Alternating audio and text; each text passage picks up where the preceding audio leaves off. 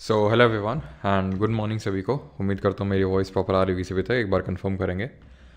आज हम लोग करने वाले हैं केमिस्ट्री का एक काफ़ी important chapter and that is acid basis in salt. ठीक है, और जैसा कि एक्सपेक्टेड रहता है हर बार की तरह, जैसे ही कोई सब्जेक्ट अंत में आता है भीड़ कम होने लगती है। अभी तुम देखना, ठीक है। कल हमारा आखिरी चैप्टर होगा, हम लोग करेंगे केमिस्ट्री का। मेरी वॉइस प्रॉपर आ रही है ना? तो कल हम लोग आखिरी चैप्टर जब करेंगे, मेटल में सर इंग्लिश की पीडीएफ नहीं है मतलब तो आखिरी चैप्टर के बाद जब नया सब्जेक्ट स्टार्ट कर रहे होंगे हिस्ट्री, तब देखना पहले दिन खूब भीड़ आई फिर धीरे धीरे धीरे धीरे धीरे जो है डिप मारना स्टार्ट कर देता है। इस रहस्य के पीछे का क्या रहस्य है वो आज तक कोई समझ नहीं पाया है कि ऐसा क्यों होता है ठीक है, कि क्यों चीज़ें शुरू करने में काफ़ी भीड़ रहती है और धीरे धीरे धीरे कम होती आती है। ठीक है, फिर जब नई चीज़ शुरू होती है तो फिर भीड़ रहती है, फिर धीरे धीरे कम होने लगती है। यही रीति का रिवाज है, विधि का विधान है, जिसको ना कोई बदल पाया है ना बदल पाएगा। खैर, इन्हीं कुछ चुनिंदा शब्दों के साथ और रिकॉर्डिंग को ऑन करते हुए हम लोग क्लास को करते हैं स्टार्ट, है ना? चलो, तो क्लास स्टार्ट की जाती है और लेक्चर नंबर 6 हम लोग का रहने वाला है एसिड बेस एंड सॉल्ट। काफ़ी इंपॉर्टेंट चैप्टर है, जैसे मैंने बताया बहुत बहुत इंपॉर्टेंट चैप्टर है ये। ठीक है, सर रेडियो एक्टिव नहीं पढ़ाओगे क्या? ना, हाँ रिकॉर्डिंग ऑन हो गई है तो स्टार्ट करते हैं आज का lecture acid base and salt, यानी कि अम्ल। एक तो ये जाला बहुत फैला हुआ है यार, एक सेकंड रुको।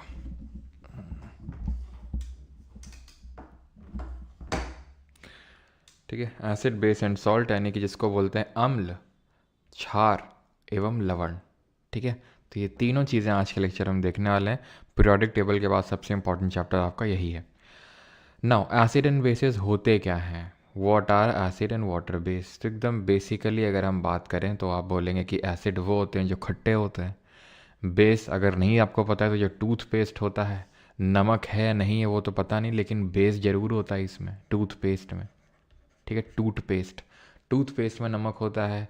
जो आपका सोप होता है, दैट इज़ जो साबुन होता है, उसमें बेस होता है। ठीक है, क्या आपने कभी टेस्ट किया साबुन को? भाई टूथपेस्ट को तो रोज़ ही करते होगे, ऐसी उम्मीद है मेरी ठीक है, तो ये कैसे होते हैं? ये होते हैं आपके कैसे, थोड़े से बिटर इन टेस्ट होते हैं। वहीं पे ये जो होते हैं, जब सबको पता है कि ये हमारा क्या है, संतरा है। और इस संतरा में क्या होता है? संतरा में होता है एसिड। ठीक है, संतरे में क्या होता है? एसिड। तो एसिड क्या होते हैं? खट्टे होते हैं। बेस तो खट्टा मीठा तो करोगे नहीं। केमिस्ट्री में अगर एसिड बेस की बात करेंगे तो खट्टा मीठा नहीं करते हैं हम, इसके लिए यूज़ करते हैं कुछ इंडिकेटर्स का। इंडिकेटर क्या होते हैं? जो इंडिकेट कर देते हैं हमें कि ये एसिड है या बेस है। लेट मी टेल यू कि एसिड और बेस हम अभी पढ़ने वाले हैं, सॉल्ट नहीं देख रहे हैं अभी, सिर्फ हम एसिड और बेस करने वाले हैं, सॉल्ट बाद में आएगा। ठीक है, तो नेचुरल इंडिकेटर पहले हम कुछ ले लेते हैं। नेचुरल इंडिकेटर का मतलब है नेचर में जो कुछ हमें ऐसी चीज़ें मिलती हैं जिनसे कि हमें पता चल जाता है कि ये एसिड है या ये बेस है। जो भी अगर हम लिक्विड वगैरह यूज़ कर रहे हैं तो एसिड है या बेस है, ये हमें कैसे पता चलता है? इंडिकेटर्स के थ्रू। और वो अगर इंडिकेटर्स नेचर में प्रेजेंट है, नेचर के थ्रू एक्सट्रैक्ट हुए हैं, तो उनको हम बोलते हैं नेचुरल इंडिकेटर, जो हमें ये डिनोट कर देते हैं कि ये पर्टिकुलर कंपाउंड एसिड है या बेस है। लिटमस सबसे पहला है हमारा नेचुरल इंडिकेटर, जिसको हम बोलते हैं लिटमस। इसको एक्सट्रैक्ट किया जाता है फ्रॉम लाइचेन या फिर लाइकेन। लाइकेन क्या होता है? लाइकेन जो होता है, ध्यान रखिएगा, ये हमने पढ़ा था, ये थैलोफाइटा किंगडम से बिलोंग, थैलोफाइटा फाइलम से बिलोंग करता है ये। ठीक है, थैलोफाइटा फाइलम से बिलोंग करता है, बिकॉज इसमें हमें रूट शूट्स इस तरह से देखने को नहीं मिलती हैं, इसलिए। लिटमस जो होता है अपने आप में अगर हम बात करेंगे तो ये एक पर्पल कलर की डाई होती है। ठीक है, जिससे कि हम क्या करते हैं, जिससे ये आपका लिटमस पेपर आप देख पा रहे होंगे, ये मतलब ओरिजिनली तो पर्पल कलर की डाई होती है, लेकिन ये एसिड और बेस में जब डाला जाता है तो इसका बिहेवियर चेंज हो जाता है। और जब इसका बिहेवियर चेंज होता है, ना सिर्फ इसका बल्कि किसी का भी जब बिहेवियर चेंज होता है इंडिकेटर का, तो हम बोल देते हैं कि ये इंडिकेटर किस चीज़ को इंडिकेट कर रहा है। जैसे ये लिटमस पेपर है, ये ब्लू लिटमस पेपर है, ये जैसे ही हमने एसिड में डाला तो ये ब्लू रेड में हो गया। और अगर हमें बेस देखना है, चेक करना है कि बेस है या नहीं है, तो उसके लिए हमें रेड लिटमस पेपर लाना होता है, और रेड अगर ब्लू में कन्वर्ट हो गया तो वो एक बेस होता है। अब इसमें बड़ा कन्फ्यूजन होता है कि भाई ब्लू से रेड एसिड होता है या फिर ब्लू से रेड बेस होता है। तो इसको ऐसे याद कर लो कि ब्लू से रेड एसिड होता है, और जो रेड होता है ये किसका साइन होता है? It is a sign of danger, खतरे का निशान होता है ये हमारा जो रेड कलर होता है। अब जो हमारे एसिड होते हैं, अब वैसे तो अभी मैंने आपको शुरुआत में पिक्चर में दिखाया ये आपका संतरा है, और संतरे में एसिड होता है, और संतरा हम बड़े चाव से खाते हैं, ठीक है। ये होते हैं आपके, अभी हम देखेंगे, ऑर्गेनिक एसिड होते हैं। लेकिन जो ट्रू एसिड होते हैं, true acid in the sense strong acid होते हैं, जिनको मिनरल एसिड बोलते हैं, वो इतने भयंकर होते हैं, आपने केमिस्ट्री लैबोरेटरी में देखा भी होगा, है ना। केमिस्ट्री लैबोरेटरी में आपको मना किया था कि आपको कोई भी एसिड को ऐसे टच नहीं करना है, खासकर जो कंसनट्रेटेड एसिड्स होते हैं। क्यों? क्योंकि दे आर, अभी हम देखेंगे, कोरोसिव नेचर, बहुत भयंकर, मतलब आपका स्किन वगैरह जलाने का मादा रखते हैं। और आपने देखा भी होगा, है ना, काफ़ी तरह के ये जो वर्ड्स यूज़ तो नहीं करने चाहिए, लेकिन जो कुत्ते होते हैं वो आपने सुना होगा किस तरह से एसिड डाल देते हैं लड़कियों के ऊपर, लड़कियों के चेहरे पे। अब पहले, अभी तो उतना नहीं है, लेकिन कुछ टाइम तक कुछ ज़्यादा ही था, है ना, पहले, और इस पे मूवी भी बनी थी, आपको पता है। तो किस लिए? क्योंकि एसिड बहुत ज़्यादा कोरोसिव होते हैं, वो हमारी पूरी जो खाल होती है उसको जला के रख देते हैं, किसी भी चीज़ को, ठीक है। बैटरी में डलता है एसिड। तो एसिड क्या होते हैं? डेंजरस होते हैं। तो रेड जैसे ही दिखेगा यानी डेंजर, रेड दिख गया मतलब डेंजर, मतलब वो एसिड था, तभी उसने ब्लू को रेड में कर दिया। और इसका जो उल्टा है वो बेस हो जाएगा, जो रेड को ब्लू में कर देगा, ठीक है। क्लियर हो गया लिटमस वाला। अब आते हैं हल्दी, दैट इज टर्मरिक, ठीक है। वीको टर्मरिक नहीं है ये, नॉर्मल जो हमारी घर की टर्मरिक होती है, हल्दी होती है, उसकी यहाँ पर बात हो रही है। छपाक थी, यस। चलो, तो ये टर्मरिक क्या होता है? ये नेचुरल डाई होता है, इसमें सर्कुमिन करके एक पिगमेंट, एक केमिकल प्रेजेंट होता है, जिसकी वजह से ये एक नेचुरल इंडिकेटर के तौर पे एक्ट करता है। अब ये आपने भी एक्सपीरियंस किया होगा, लिटमस तो हो सकता है आप में से कुछ ही लोगों ने कभी, मतलब लेबोरेटरी में तो कहाँ ही लिटमस इट पर मिलता था, तो खड़े होकर बस बातचीत करो, बस शोर मत मचाओ। ये होता था लेबोरेटरी में, तो है ना, एक्सपेरिमेंट वगैरह तो कुछ होते नहीं, तो बस शोर मत मचाओ। तो टर्मरिक आपने देखा होगा, जब हल्दी के दाग लग जाते हैं, जब आप खाना खाते हैं और हल्दी के दाग लग जाते हैं, तो वो दाग दाग बिल्कुल अच्छे नहीं होते हैं, पहली बात, ठीक है। तो जो दाग होते हैं, येलो कलर के जो दाग होते हैं, जब आप उसमें साबुन रगड़ते हो, दैट इज़ जब सोप रगड़ते हो, तब क्या होता है? वो हो जाता है आपका रेडिश कलर का, जिसको वर्मिलियन एक्चुअल में बोलते हैं ये कलर को। और जब आप फिर से पानी डालते हो, वो फिर से येलो हो जाता है। देखा है कि नहीं देखा है? तो इसीलिए होता है क्योंकि जो सोप होता है, जो साबुन होता है, वो एक बेस होता है, वो क्षार होता है। और बेस के साथ जब टर्मरिक रिएक्ट करता है तो वो रेडिश कलर का हो जाता है, लाल लाल कलर का हो जाता है। फिर से आप पानी डालेंगे, बेस हट गया, फिर से येलो हो जाएगा। वो एक्सपीरियंस किया होगा सबने कपड़े धोते वक्त, है ना। तो टर्मरिक एसिड में इट रिमेन्स येलो, और बेस में रेडिश ब्राउन हो जाता है। लिटमस का मैंने बता दिया कैसे होता है। अब आ जाते हैं कुछ कलर्ड हमारे पेटल्स होते हैं। अब पेटल क्या होते हैं? याद करो, पेटल, सेपल, कुछ याद आया? जो हम लोगों ने बायोलॉजी में पढ़ा था, जो पत्तियां होती हैं पेड़ की, ठीक है। तो पेटल्स, उनको पेटल जो होती हैं फूल की पत्तियां, सेपल जो कि पेड़ की पत्तियां। तो hydrangea, petunia, geranium, red cabbage और चाइना रोज, इनकी जो पेटल्स हैं, इनको भी हम इंडिकेटर्स के तौर पे यूज़ करते हैं। लेकिन हमें यहाँ पर हर एक का पढ़ने की ज़रूरत नहीं है कि हाइड्रेंजिया कैसे एसिड में रिएक्ट करता है, पेट्यूनिया कैसे रिएक्ट करता है। जो पढ़ना है वो मैं आपको बताता चल रहा हूँ। लिटमस और टर्मरिक देख लिया। अब आ जाते हैं कुछ सिंथेटिक इंडिकेटर्स में, जिनको कि हम सिंथेटिकली प्रोड्यूस करते हैं। सिंथेटिकली का मतलब होता है जिनको कि हम लैबोरेटरी में बनाते हैं, नेचर में हमें नहीं मिलते हैं। उनमें से हमारे फिनोप्थिलीन एंड मिथाइल ऑरेंज। पता नहीं, जो हमारे टीचर थे केमिस्ट्री को, इसको मेथिल पढ़ते थे, मेथिल, तो पता नहीं मेथी मेथी सब मन हो जाता था। ठीक है, फिनोप्थिलीन और मिथाइल ऑरेंज। तो फिनोप्थिलीन कैसे चेंज करता है? फिनोप्थिलीन कलरलेस एसिड में होता है, ठीक है, और बेस में डालेंगे तो ये पिंक कलर का हो जाएगा। एसिड में यूजुअली इसका कलर कलरलेस टाइप ही होता है, तो एसिड में तो वो कलरलेस रहेगा, लेकिन बेस में पिंक हो जाता है। सिंथेटिक इंडिकेटर में यार ये क्या लिखा हुआ है? यहाँ पर होगा आपका मिथाइल ऑरेंज, ठीक है, ये होगा मिथाइल ऑरेंज।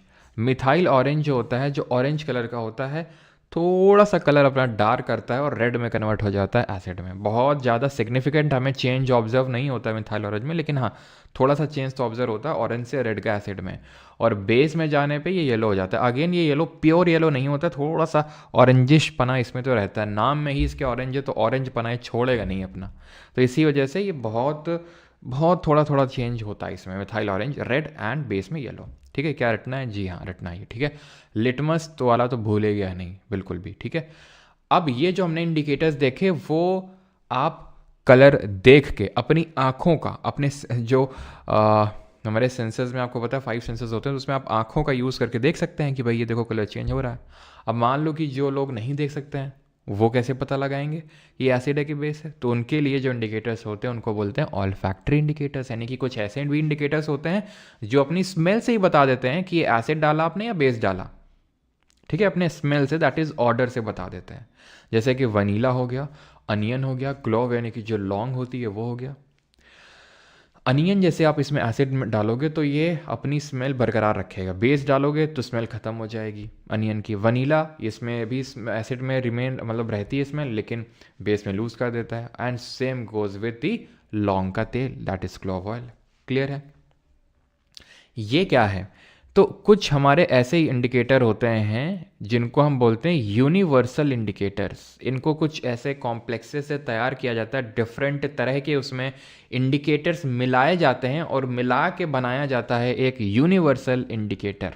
कई तरह के होते हैं, लेकिन यूनिवर्सल इंडिकेटर वो होते हैं जो हर एक छोटे छोटे चेंज में आपको बताएंगे कि भैया ये एसिड और बेस तो ठीक है, लेकिन कितना स्ट्रॉन्ग एसिड है, कितना स्ट्रॉन्ग बेस है, कितना वीक एसिड है, कितना वीक बेस है, ये तक बता देते हैं। अभी मैंने तुम्हें पीएच स्केल नहीं पढ़ाया है, पीएच स्केल जब मैं पढ़ा दूंगा तो वापस इसमें आऊँगा मैं। ठीक है, न्यूट्रल क्या होता है, हाईली एसिडिक, हाईली बेसिक, बाद में आऊँगा। लेकिन अभी के लिए यूनिवर्सल इंडिकेटर वो होते हैं जो बहुत ही तगड़े लेवल के इंडिकेटर होते हैं, जो हर एक पीएच वैल्यू पे हमें बताते हैं, तो हर एक पीएच वैल्यू पे अपना कलर चेंज करते हैं वो। ठीक है, खैर ये हम वापस आएंगे जब पीएच वैल्यू कर लेंगे। ऑर्गेनिक एसिड, अब एसिड जो होते हैं वो दो तरह के होते हैं, एक तो ऑर्गेनिक और दूसरे मिनरल। ऑर्गेनिक वो होते हैं जो ऑर्गेनिकली हमें मिलते हैं, नेचर में मिलते हैं। दूध में एसिड हो गया, सिरके में एसिड हो गया, टमाटर में हो गया, संतरे में हो गया, नींबू में हो गया, ये सब जो नेचर में हमें फ्रूट्स, वेजिटेबल्स, इनमें जो एसिड मिल रहा है, प्लांट और एनिमल डिराइव्ड एसिड को ऑर्गेनिक एसिड बोलते हैं। Again repeat, plant and animal derived acid को ऑर्गेनिक एसिड बोलते हैं। जैसे फॉर एग्जांपल जो हमारा विनेगर होता है जिसको हम सिरका बोलते हैं, इसमें होता है आपका एसिटिक एसिड। ठीक है, सिट्रस फ्रूट्स लाइक लेमन, इनमें क्या होता है? इनमें होता है सिट्रिक एसिड।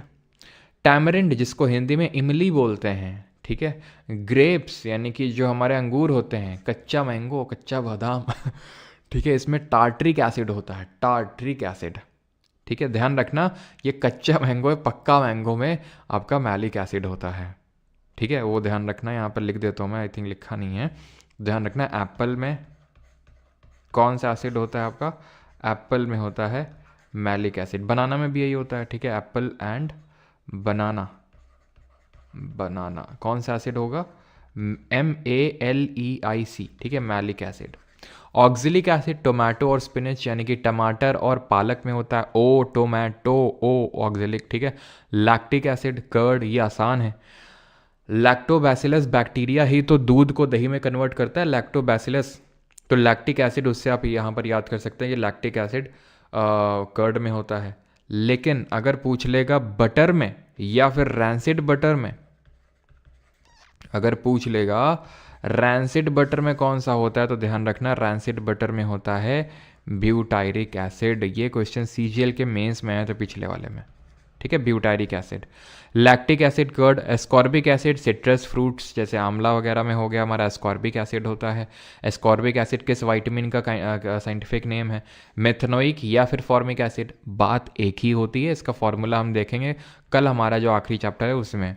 ठीक है। तो मेथनोइक एसिड बोलो या फॉर्मिक एसिड बोलो, बात एक ही है। ये जो चींटी, छोटी वाली अपनी चींटी देखी होगी, लाल वाली जो होती है ना, जिसको फूंक मारते मारते रह जाओ लेकिन इतनी भयंकर चपक जाती है सरफेस से, छूटती नहीं है। लेकिन फिर मैं भी गुस्सा आ जाता हूँ, एकदम जोर का इनहेल करता हूँ, जोर का भी एक्सहेल मारता हूँ सीधे, क्योंकि मैं डेली योगा करता हूँ गाइस, कपालभाति। कितने लोग करते हैं मेरे साथ कपालभाति और भस्त्रिका।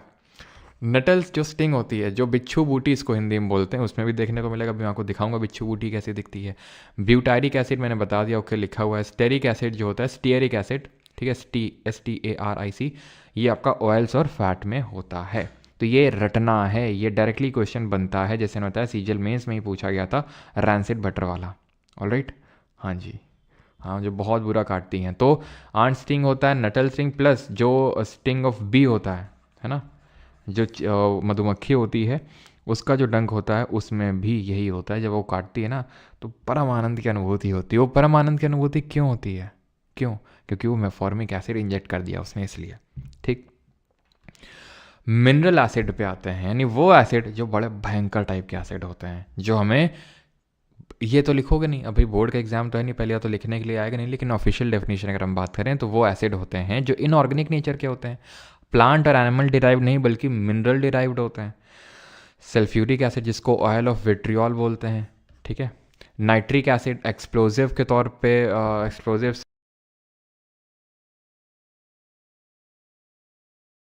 होता है। बोरिक एसिड एंटीसेप्टिक में यूज़ करते हैं। एंटीसेप्टिक क्या होते हैं जरा बताइए? एनाल्जेसिक क्या होते हैं? पेन रिलीवर होते हैं। एंटीसेप्टिक होते हैं जो हमारी घाव वगैरह को भर देते हैं, है ना। एंटीसेप्टिक, जैसे कि एक एंटीसेप्टिक मैंने आपको बताया था जब मिक्सचर वाला चैप्टर देख रहे थे, होमोजीनस मिक्सचर में कुछ मैंने बताया था, जल्दी से बताइए वो क्या होता है? कार्बोनिक एसिड, कोल्ड ड्रिंक में होता है carbonic acid. Phosphoric acid fertiliser, ठीक है।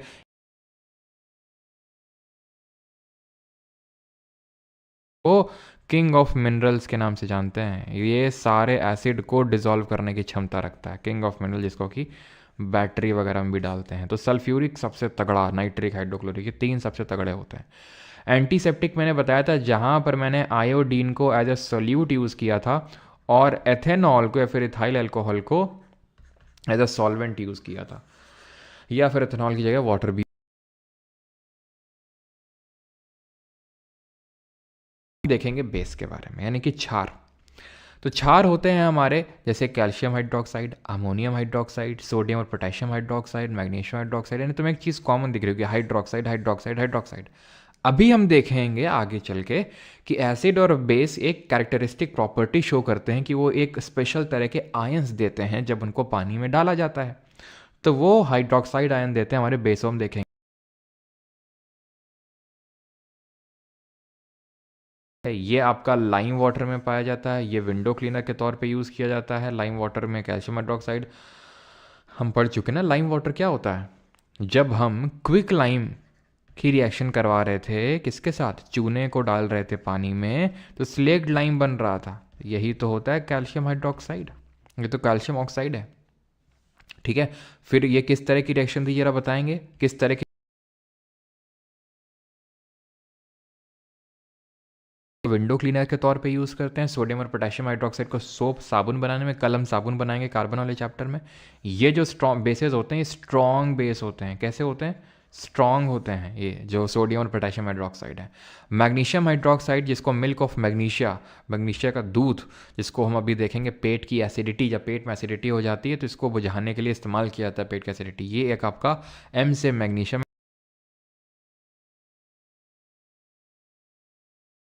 माइल्ड होता है। ये आपकी एक कॉम्बिनेशन संयोजीय विक्रिया है, कॉम्बिनेशन रिएक्शन है, और ये रिएक्शन हमारी यूजुअली क्या होती हैं? एक्सोथर्मिक नेचर की होती हैं। क्लियर है? केमिकल प्रॉपर्टी देखते हैं, ठीक है, एसिड की और बेस की। केमिकल का मतलब होता है कि ये केमिकली किसके साथ किस तरह से रिएक्ट करती हैं, ठीक है।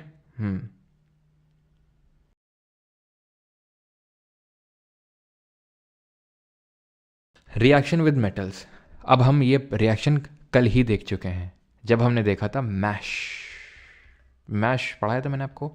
तो metal plus acid will give salt plus hydrogen, as simple as that. It burns with pop sound, यानी कि जब, जैसे फॉर एग्जाम्पल आप एसिड को किसी मेटल में डालो, strong acid like mineral acid को, ठीक है, और उसमें जैसे ही जब तुमने ऑब्जर्व करो कि यार हाइड्रोजन निकल रही है, हाइड्रोजन निकलना स्टार्ट हो गई, तुम माचिस की तीली जलाओ या फिर कुछ लाइटर वगैरह, भड़ाम से ऐसे मतलब इतना भड़ाम नहीं आएगा कि भाई बहुत भयंकर, लेकिन हाँ भड़ाम से ऐसे आवाज़ से आएगी, फटाक सी, ठीक है, पॉप साउंड, क्योंकि हाइड्रोजन बर्न करती है पॉप साउंड से। हाइड्रोजन को कंफर्म करने के लिए सबसे बेस्ट तरीका है कि आप मेटल में एसिड डालिए और लाइटर वहाँ लगाइए, लेकिन थोड़ा सा दूर से करके लगाइएगा, कोई भी आग लगा रहे हैं नहीं तो फिर डर जाएंगे आप काफ़ी। जो 4 which is an acid, strong acid, यहाँ पर आप देख रहे हैं ये आपका बन रहा है salt and hydrogen gas. Same goes यहाँ पर जिंक, और ये स्ट्रॉन्ग बेस है, ठीक है। और बेस के साथ किस तरह से रिएक्ट हो रहा है, बेस के साथ भी ध्यान रखिएगा, ये तो हमने देखा कि मेटल एसिड के साथ रिएक्ट करके हाइड्रोजन निकाल रहा है, बेस भी मेटल के साथ रिएक्ट करके हाइड्रोजन निकालता है, बट नॉट ऑल बेसिस। जो बहुत हैं, ऐसा नहीं कि हमें मिनरल एसिड ही लेना पड़ेगा तभी नेसेसरीली हाइड्रोजन निकलेगी। मिनरल का मतलब ऐसा नहीं कि हम H2SO4 HCl HNO3 nitric acid और हाइड्रोक्लोरिक एसिड और आपका सल्फ्यूरिक एसिड लेंगे तभी निकलेगा। और एक ध्यान रखना, सल्फ्यूरिक एसिड को हम किस नाम से जानते हैं, ऑयल ऑफ विट्रियोल, और हाइड्रोक्लोरिक एसिड को म्यूरियाटिक एसिड के नाम से जानते हैं, ठीक है। ये बात आपको आई थिंक म्यूरियाटिक एसिड वाली तो पहले ही बताई थी बायोलॉजी में, जब गैस्ट्रिक जूसेस हम लोग देख रहे थे।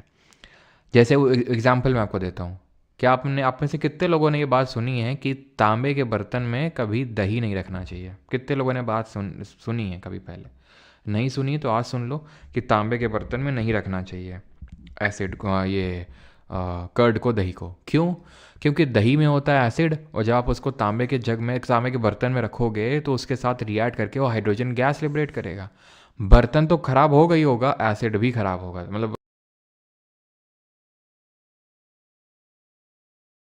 रिएक्टेड होते हैं, लेकिन हाँ हाइड्रोजन निकालते हैं भी, सॉल्ट और हाइड्रोजन। अब हम देखेंगे कि एसिड और बेस किस तरह से मेटल कार्बोनेट के साथ रिएक्ट करेंगे और मेटल हाइड्रोजन कार्बोनेट के साथ कैसे रिएक्ट करते हैं। सुना है? अच्छा अच्छा, मैंने सुना है, अच्छा अच्छा, सबने सुना है मतलब। तो मेटल कार्बोनेट और मेटल हाइड्रोजन कार्बोनेट, इनको हम मेटल हाइड्रोजन कार्बोनेट को मेटल बाई,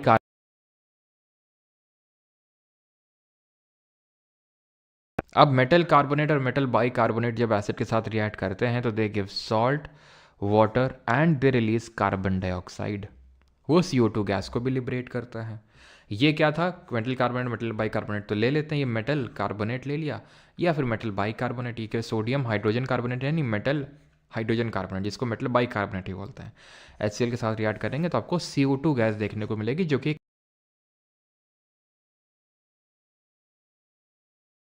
जरा बताइए CO2 गैस को कैसे टेस्ट करेंगे? हाइड्रोजन जो वहाँ निकली थी उसको तो टेस्ट कर लिए थे, आग जला के पॉप साउंड निकलेगा, लेकिन CO2 को कैसे टेस्ट करेंगे, ये कमेंट करके जरा बता देंगे आप।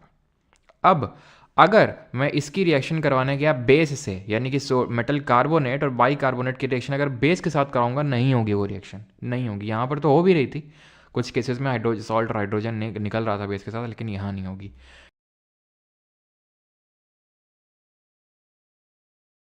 लाइम वाटर को क्या कर देती है, ये लाइम वाटर को मिल्की मिल्की बना देती है, दूधिया कलर का।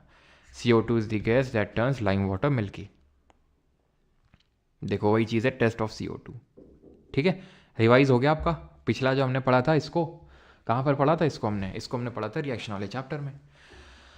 अब आते हैं कि अगर हमें किसी एसिड का सर डाइल्यूशन करना है,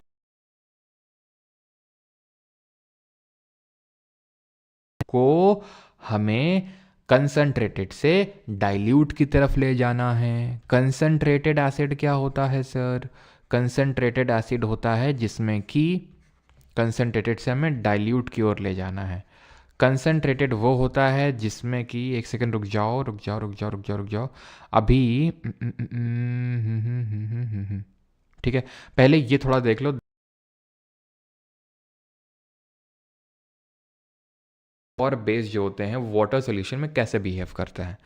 तो पहली बात तो ये है कि जो एसिड और बेस होते हैं वाटर सोल्यूशन में, जब इनको पानी में डालते हैं एक्वा सोल्यूशन में, तो ये कुछ आयंस रिलीज करते हैं। जैसे कि एक्वा सोल्यूशन जो एसिड का होता है वो हाइड्रोजन आयंस या फिर हाइड्रोनियम आयंस रिलीज करता है। एक्चुअल में होता ये है कि जब हम एसिड को पानी में डालते हैं एक्चुअल में एसिड को कभी भी पानी में नहीं डालना चाहिए।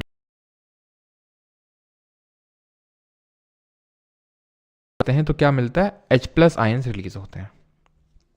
क्यों? क्योंकि एसिड के अंदर H+ आयंस भरे हुए होते हैं। समझ आ गई आपको ये बात? H+ आयंस होते हैं। अब जब हम पानी में डालते हैं उसको, तो वो H+ आयन जो निकले वो और H2O के साथ रिएक्ट करके क्या बन जाते हैं, H3O+। इसी को बोल देते हैं हाइड्रोनियम आयन। ठीक है, इसी को बोल देते हैं हाइड्रो आयन से निकलता है हाइड्रोक्साइड या फिर हाइड्रोक्सिल आयन बोलते हैं, OH negative. Distilled water, alcohol and glucose do not conduct electricity. हम मतलब ये हम देख चुके हैं कल ही कि क्योंकि इनमें आयंस नहीं होते हैं इस वजह से इलेक्ट्रिसिटी कंडक्ट नहीं करते हैं। All basis do not dissolve in water. सारे पानी एसिड तो पानी में घुल जाते हैं, सारे ऑल जनरली सारे एसिड, लेकिन सारे बेसिस पानी में नहीं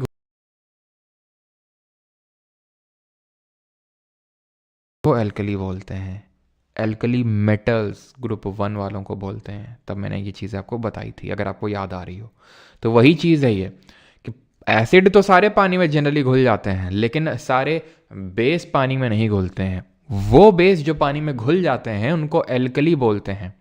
ये alkali are soapy to touch, यानी कि बड़े सोपी। अब जो सोप होती है, साबुन,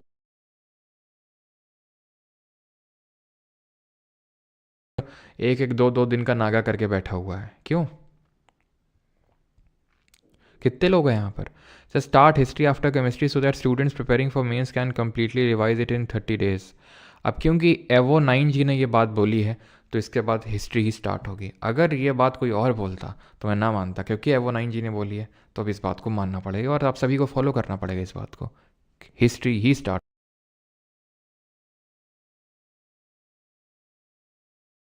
टेस्ट कर सकते हो वैसे, और कोरोसिव इन नेचर होते हैं। ठीक है, तो एक कैरेक्टरिस्टिक होती है। All alkali are bases but all bases are not alkali. समझ में आई बात? थोड़े ऊंचे लेवल की थी क्या? देखो, अब एल्कली वो बेस होते हैं जो पानी में घुल जाते हैं। एल्कली वो बेस होते हैं, यानी एल्कली तो बेस होगा ही होगा नेसेसरली। लेकिन क्या मैं ये बोल सकता हूं कि सारे बेस, तो वो बेस होते हैं जो पानी में घुलते हैं, और क्योंकि सारे बेस तो पानी में घुलते नहीं है तो इसलिए सारे बेस एल्कली नहीं होंगे। Is that clear? ठीक है, अब इस पे आते हैं थोड़ा सा डाइल्यूशन कैसे करते हैं। जब आप ये समझ चुके हैं कि H+ आयन और ये किस तरह से होता है, ठीक है, H+ आयन और हाइड्रोक्सिल आयंस क्या होते हैं, देखो। तो जब हम डाइल्यूशन करते हैं, अब डाइल्यूशन का मतलब आपको शायद पता होगा, जितना अभी तक आप पढ़ चुके हैं उस हिसाब से, नहीं तो मैं फिर बता देता हूँ। जैसे मैंने कल भी आपको आई थिंक ये चीज़ बताई थी। ये मान लेते हैं कोई एसिड है, ठीक है, 5 ml एसिड है, ठीक है। ये आपका मान लेते हैं 10 ml, 10 मिलीलीटर का एसिड है, ये 10 ml एसिड है, ठीक है। और इसमें 10 ml का ये सोल्यूशन है। 10 ml का सोल्यूशन में 8 ml जो है आपका एसिड है और 2 ml है वाटर, ठीक है, वाटर है। एक मैंने दूसरा मेरे पास बीकर है, सेम साइज़ का है, सेम उसका अमाउंट है, मतलब 10 ml ही पड़ा हुआ है। और इसमें अगर बात करेंगे तो 2 ml एसिड है और 8 ml जो है पानी है, वाटर है। तो ये वाला जो होगा ये डाइल्यूट सोल्यूशन है और इसको बोलेंगे कंसंट्रेटेड। आपने अगर लेबोरेटरी में देखा हो कभी, बाकी चीज़ों को देखने से अगर फुर्सत मिली हो तो, है ना, क्योंकि होता था कुछ, क्या, ये रखी हुई है बॉटल, बॉटल के बीच से किसी को झांका जा रहा है। तो ये सारी हरकतों से अगर तुम्हें कुछ टाइम मिला होगा अगर कभी, तो तुमने शायद ऑब्जर्व किया होगा कि लिखा रहता है CD इस तरह से, या फिर CONC DIL। तो उसका मतलब यही होता था कि कंसनट्रेटेड और डाइल्यूट, है ना। तो यहाँ पर अगर हम बात करें तो ये क्या होते हैं हमारे, डाइल्यूट हो जाएगा और ये कंसनट्रेटेड हो जाएगा। अब हम किस तरह से एसिड को डाइल्यूट कर सकते हैं, क्योंकि एसिड बहुत स्ट्रांग होते हैं, जैसे मैंने बताया, तो कोरोसिव नेचर होते हैं। तो डाइल्यूट करने के लिए हमें एक चीज़ का ध्यान रखना होता है, क्योंकि ये जो प्रोसेस होता है, ठीक है, ये जो प्रोसेस होता है डाइल्यूशन का, it is highly exothermic in nature, ठीक है, हाईली एक्सोथर्मिक। बेटा मैं खुद के बारे में नहीं बता रहा हूँ, अगर मैं खुद के बारे में बता रहा हूँ तो तुम्हें नोटिस कहाँ से करता भाई, ये कॉन्सेंट्रेटेड और डाइल्यूट में तुम्हारे बारे में बता रहा हूँ, है ना। 7 दिन से नहीं नहाया है, ओके। हम्म, चलो भाई, तो यहाँ पर अगर हम बात करें कैसे diagonal relationship, yes highly exothermic, ठीक है, हाईली एक्सोथर्मिक नेचर की होती है रिएक्शन। अब क्योंकि हाईली एक्सोथर्मिक होती है ये रिएक्शन, मतलब एक्सोथर्मिक तो होती है फॉर श्योर, अब हाईली होगी कि नहीं होगी ये डिसाइड करेगा कि आप क्या हरकत कर रहे हैं। कभी भी वाटर को एसिड में ऐसे डायरेक्टली नहीं डालना चाहिए, क्योंकि जैसे होता है हाईली एक्सोथर्मिक होती है, स्प्लैश कर जाएगी, यानी फट जाने का मतलब ये जो बीकर है जिसमें आपने डाला है वो फटने तक के चांसेस रहते हैं, इतना भयंकर वो एक्सोथर्मिक होता है। चाहे भले चाहे कितना बर्फ़ बर्फ आस पास लगा लो, लेकिन अब बर्फ़ लगाओगे तो और जल्दी टूटेगा। क्यों? क्योंकि और अगर कांच मोटा हुआ तो फिर तो तुम भूल ही जाओ, तो टूटना ही टूटना है कांच अगर मोटा हुआ। ठीक है, आपने अगर कभी देखा हो किसके यहाँ पे, अभी रिसेंटली मेरे यहाँ पे महीने भर पहले ही हुआ था, क्या हुआ था, जैसे कांच की टेबल थी, मम्मी ने आके चावल का कुकर रख दिया और थोड़ी देर रखा रहा, चड़ाक से एकदम टूट गया, पूरा टूट गया वो। ठीक है, क्यों? क्योंकि एक्चुअल में वो इनर लेयर जहाँ पर जिस लेयर में वो गरम गरम हो गया, वो गरम हो गई, ठीक है, वो एक्सपैंड कर रही है, और ये लेयर ठंडी है। और ये चीज़ें सर्दियों में ज़्यादा देखने को मिलती हैं, क्योंकि ये एक लेयर ठंडी है, एक एकदम से गर्म हो गई, एक एक्सपैंड करना चाहिए, एक कॉन्ट्रैक्ट करना चाह रही है, तो वो टूट जाता है इस वजह से। तो ये आपका टूट जाएगा। ठीक है, ग्लास मोटा है और एकदम आपने अगर उसको और ठंडा कर रखा है बाहर से तो। लेकिन अगर आप एसिड को धीरे धीरे वाटर में ऐड करोगे किनारे से, एकदम एसिड को धीरे धीरे वो भी ऐड करना है पानी में किनारे से, एक्सोथर्मिक ये भी होती है, लेकिन उतनी ज़्यादा एक्सोथर्मिक नहीं होगी कि स्प्लैश करके एकदम फटवट हो जाएगा कुछ। ठीक है, क्लियर? कल पीसीएस है, क्लास ना करें, अच्छा। अब अगले साल ही ना होगा। क्लियर हो गया सभी को? हम्म तो अब आते हैं न्यूट्रलाइजेशन रिएक्शन पे। ये क्या होती है, जिसको हम बोलते हैं उदासीकरण अभिक्रिया। इसमें क्या होता है, एसिड और बेस रिएक्ट करके सॉल्ट और वाटर देते हैं, और ये रिएक्शन भी एक्सोथर्मिक in नेचर होती है, न्यूट्रलाइजेशन रिएक्शन। अच्छा बताओ, जो रेस्पिरेशन रिएक्शन होती है वो कैसे नेचर की होती है? तो अब ध्यान समझेंगे यहाँ पर कि एसिड और बेस दोनों क्या हैं, ऑपोजिट्स हैं। जैसे कि पॉजिटिव चार्ज और नेगेटिव चार्ज दोनों को मिलाओगे तो न्यूट्रल हो जाएगा, है ना? तो वैसे ही एसिड एकदम एंड पे, बेस एकदम दूसरे एंड पे, दोनों एकदम ऑपोजिट नेचर के हैं। क्योंकि दोनों ऑपोजिट नेचर के, दोनों को मिलाओगे तो न्यूट्रल चीज़ मिल जाएगी आपको। समझ में आई चीज़? हमने कल के लेक्चर में पढ़ा था कि मेटल के ऑक्साइड कैसे होते हैं नेचर में, बेसिक नेचर के होते हैं। तो एक बेस जब एसिड के साथ रिएक्ट करेगा तो क्या देगा, सॉल्ट और वाटर। हाइड्रोजन गैस नहीं निकलेगी, ध्यान रखना है यहाँ पे। मेटल की जब रिएक्शन होगी एसिड से तब हाइड्रोजन निकलता है। मेटल ऑक्साइड वो बेसिक नेचर का होता है, तो वो आपका सॉल्ट और वाटर देगा। नॉन मेटल का ऑक्साइड कैसे नेचर का होता है, ये एसिडिक नेचर का। लेकिन अगर आप नॉन मेटल ऑक्साइड की रिएक्शन एसिड से करवाओ या फिर मेटल ऑक्साइड के साथ रिएक्शन की बेस के साथ करवाओ, वो रिएक्शन होगी ही नहीं, क्योंकि आप एसिड एसिड के साथ रिएक्ट नहीं करवा सकते हो, बेस बेस के साथ नहीं रिएक्ट करवा सकते हो। लेकिन कुछ ऑक्साइड होते हैं जो दोनों के साथ रिएक्ट कर जाते हैं, उनको हम क्या बोलते हैं आप कमेंट में बताएंगे जल्दी से। अब जो सॉल्ट बनता है यहाँ पर एसिड और बेस को मिलाने पे, उसका पीएच न्यूट्रल होता है। न्यूट्रल चीज़ मिली है तो इसका पीएच वैल्यू तो मतलब ये न्यूट्रल ही होगा, न्यूट्रल होगा एकदम। अभी पीएच वैल्यू क्योंकि उन्होंने बताया नहीं तो 7 और 6 5 3 2 1 नहीं करूँगा, बस न्यूट्रल मैं बोल रहा हूँ, न्यूट्रल एसिड बेस। तो सॉल्ट आपको लगेगा कि यार न्यूट्रल होगा, लेकिन ऐसा नहीं है। सॉल्ट न्यूट्रल भी हो सकता है, जैसे पानी होता है हमारा, एसिडिक भी हो सकता है और बेसिक भी हो सकता है। अब वो कैसे डिसाइड होगा, पहले हम उसके लिए पीएच स्केल पढ़ लेते हैं और उसके बाद ये पढ़ाऊंगा, और एक जो पीछे हमने चीज़ छोड़ी थी यूनिवर्सल इंडिकेटर वाली वो। और ऐसे ऑक्साइड जो दोनों से रिएक्ट कर जाते हैं उनको हम एम्फोट्रिक ऑक्साइड बोलते हैं, जैसे कि एल्यूमिनियम का ऑक्साइड हो गया हमारा, है ना, जनाबे आली करके पढ़ा था हमने, तो जिंक ऑक्साइड हो गया, आपका बेरियम ऑक्साइड हो गया, और आपका ये एल्यूमिनियम ऑक्साइड हो गया, ठीक है, टिन ऑक्साइड हो गया, गैलियम ऑक्साइड हो गया। खैर, अब ये पीएच स्केल क्या चीज़ होती है, तो पीएच का मतलब होता है पावर ऑफ हाइड्रोजन। इसमें पी का मतलब पोटेंस होता है जर्मन लैंग्वेज में। किस लैंग्वेज में? जर्मन लैंग्वेज में, क्योंकि इसको एक जर्मन साइंटिस्ट थी सोरेंसन करके, उन्होंने उसको बनाया था पीएच स्केल को, जहां पी का मतलब पोटेंस और इंग्लिश भाषा में पावर ऑफ हाइड्रोजन बोलते हैं इसको। ठीक, ये एक तरह का यूनिवर्सल इंडिकेटर होता है। 0 से लेके 14 तक, 0 से लेके 14 तक क्या होता है, इसका वैल्यू जाता है 0 से लेकर 14 तक इस स्केल का वैल्यू। जैसे हमारी स्केल थी स्कूल में यूज़ करते थे 15 सेंटीमीटर वाली, तो 0 से लेकर वो 15 सेंटीमीटर तक जाती थी। ये है 0 से लेकर 14 तक। मिक्सचर ऑफ सेवरल इंडिकेटर होता है क्या, जो यूनिवर्सल इंडिकेटर होता है वो काफ़ी सारे इंडिकेटर से मिलके बनता है और वो डिफरेंट कलर दिखाता है डिफरेंट आयन के कंसेंट्रेशन में।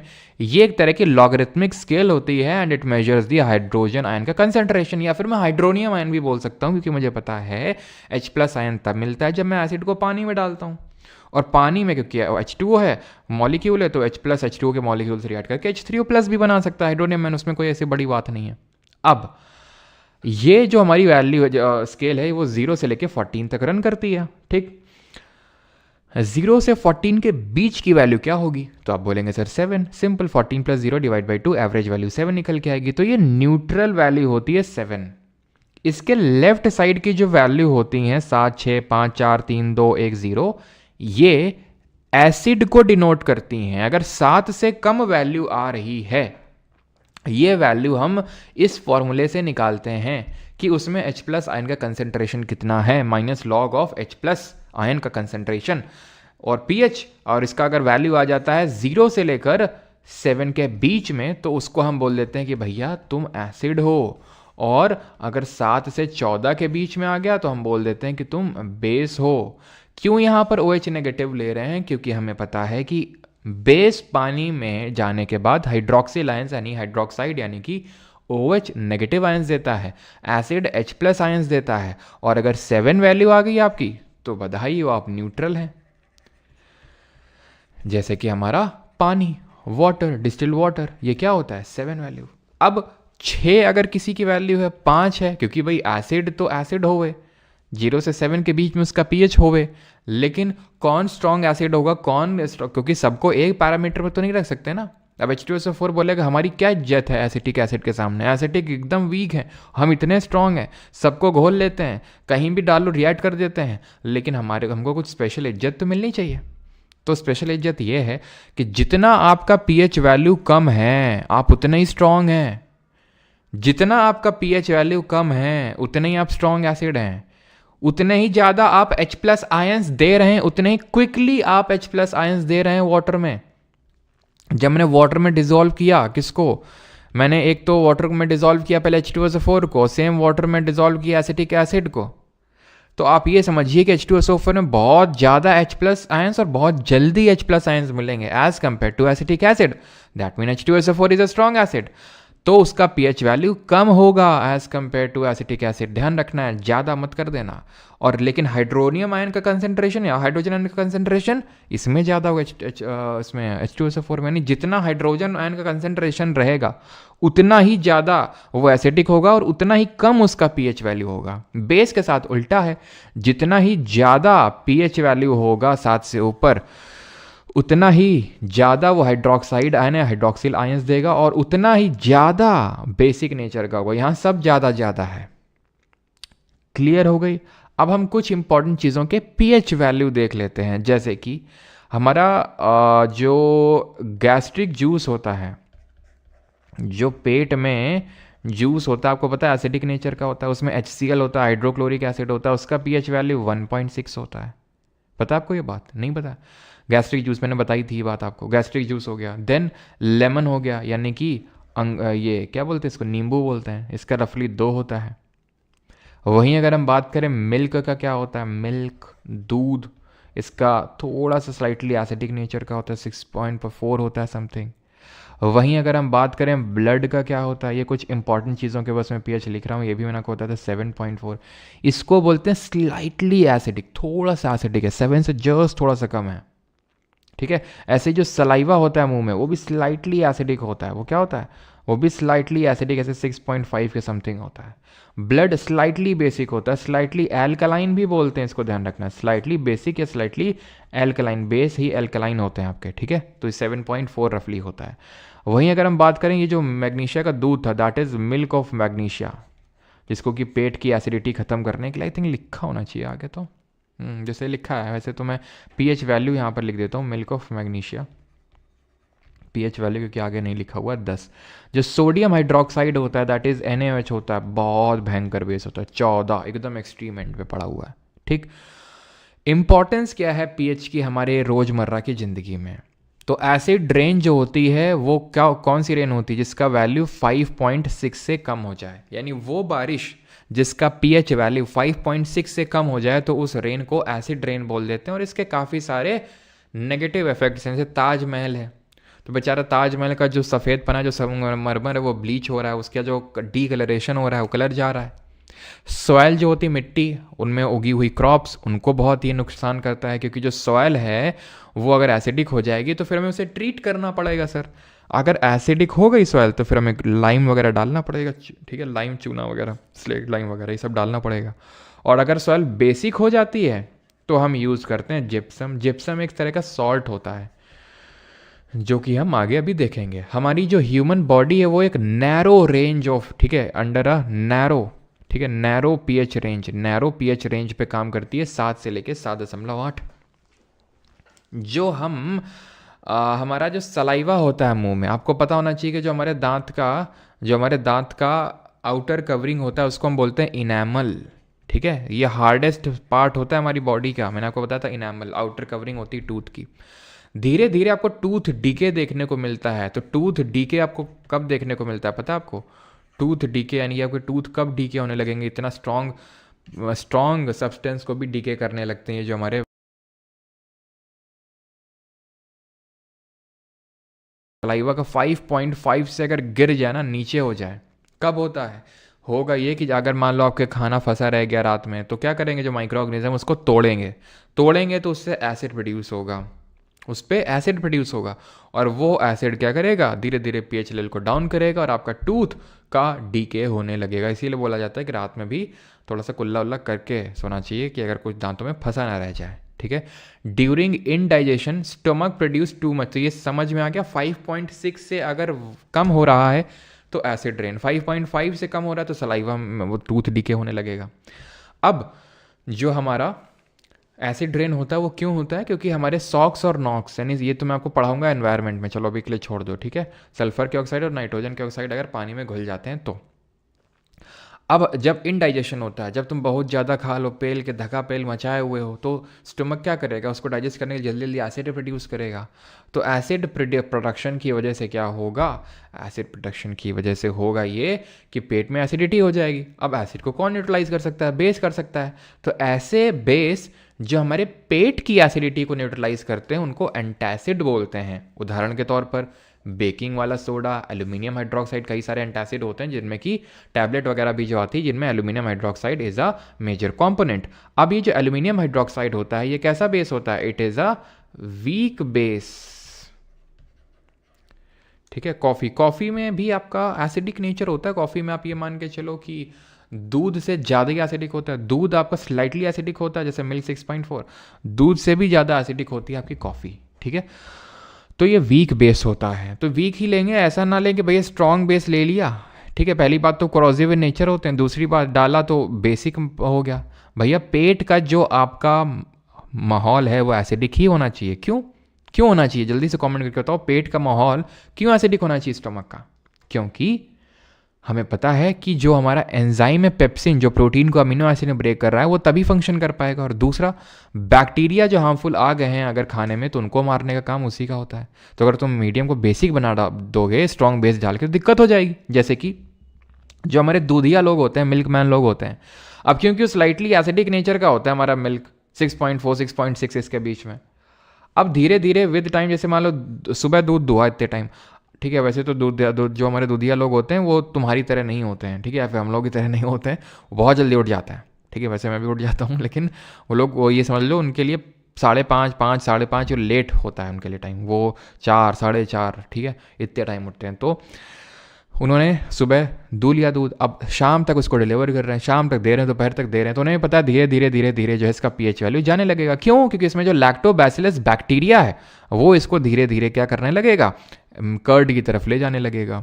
तो इसलिए वो क्या करते हैं, इसमें एक वीक बेस को ऐड कर लेते हैं। अब भैया स्ट्रांग बेस को ऐड कर लेंगे तो वो 8 के तकरीबन चला जाएगा, दूध का टेस्ट ही नहीं आएगा, जो हल्का सा खट्टापन आता है बाद में पीने के बाद, वो टेस्ट ही नहीं आएगा अगर ज्यादा स्ट्रांग बेस।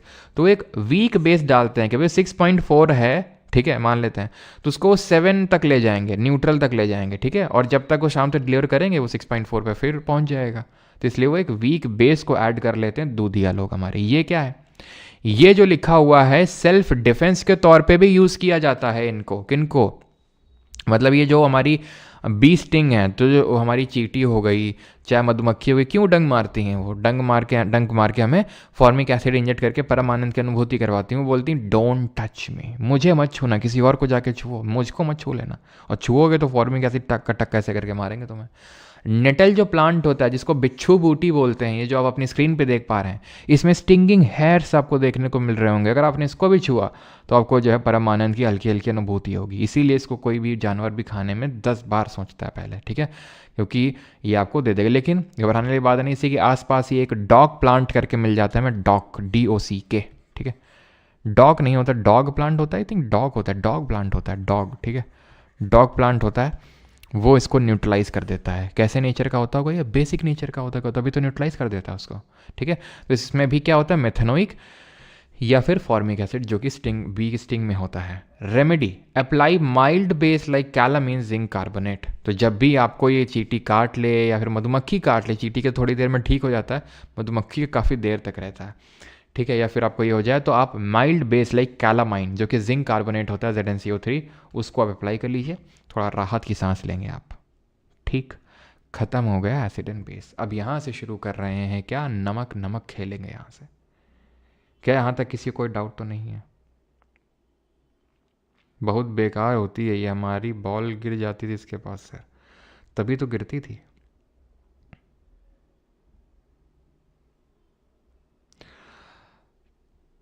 चलो क्लियर हो गया यहाँ तक सभी को?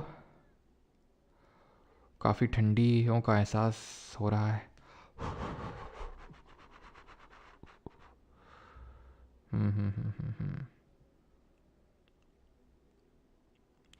What about physics? भैया होगी फिजिक्स भी, हिस्ट्री के बाद होगी। आपको खोरथा लैंग्वेज बोलनी आती है? सर गांजा में क्या है? बेटा निशु, मैं तुम्हारे डीपी देख के हम समझ सकते हैं तुम ऐसे ही क्वेश्चन पूछो, है ना। खैर स्टार्ट करते हैं। Chloralkali process, when electricity pass through brine it decomposes to form sodium hydroxide. दो हो सॉल्ट पढ़ाने से पहले मुझे आपको बताना था पीएच और सॉल्ट, है ना। देखो अब आपको ये सब पीएच वैल्यू समझ में आ गई। अब सॉल्ट जैसे होना था आपको, ये एसिडिक भी हो सकता है और बेसिक भी हो सकता है। कब? देखो, अगर आपने स्ट्रॉन्ग एसिड लिया, आपने स्ट्रॉन्ग बेस लिया, छोड़ो, ठीक है, अभी मैंने बताया एसिड बेस रिएक्ट करोगे सॉल्ट और वाटर मिलेगा, ठीक है। अब अगर आपने स्ट्रॉन्ग एसिड लिया और अगर आपने वीक बेस लिया, मिलेगा तो फिर भी सॉल्ट एंड वाटर, लेकिन ये सॉल्ट न्यूट्रल सॉल्ट नहीं होगा। कैसा सॉल्ट होगा ये सॉल्ट, क्योंकि एसिड स्ट्रॉन्ग था तो एसिडिक नेचर का होगा।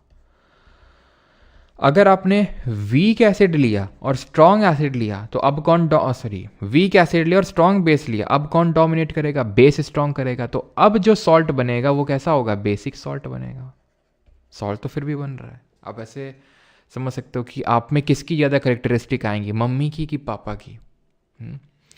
तो वो डिपेंड करेगा कि कौन डोमिनेटिंग था, मम्मी या पापा। तो उसके बेसिस पे डिसाइड होती हैं चीज़ें कि नेचर जो है आपका वो कैसा होगा, ठीक है। अगर एसिड स्ट्रांग है तो सॉल्ट एसिडिक होगा, अगर बेस स्ट्रांग है तो सॉल्ट बेसिक होगा।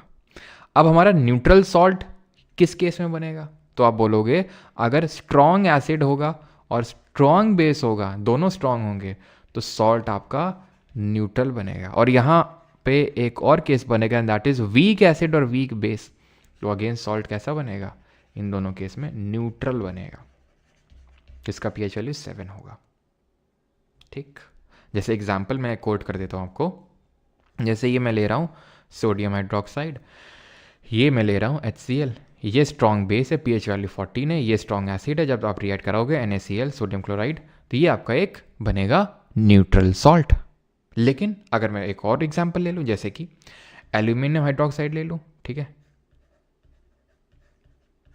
और ये वीक बेस है, ठीक है, यहाँ पर मैं ले लूँ HCl को, स्ट्रॉन्ग एसिड है, वीक बेस स्ट्रॉन्ग एसिड, तो ये जो AlCl3 बनेगा ना यहाँ पे, ये आपका होगा, ये होगा एसिडिक सॉल्ट, एसिडिक सॉल्ट होगा, ठीक है, क्योंकि बेस वीक था यहाँ पर, बेस वॉज वीक, इसलिए। अब जैसे मैं CH3COOH ले लूँ एसिटिक एसिड, और मैं ले लूँ NaOH को, सोडियम हाइड्रोक्साइड को, ये कैसा बनेगा, ये बनेगा CH3COONA। अगेन सॉल्ट तो है, लेकिन ये बेसिक सॉल्ट है। क्यों बेसिक सॉल्ट है? क्योंकि स्ट्रॉन्ग बेस और वीक एसिड था।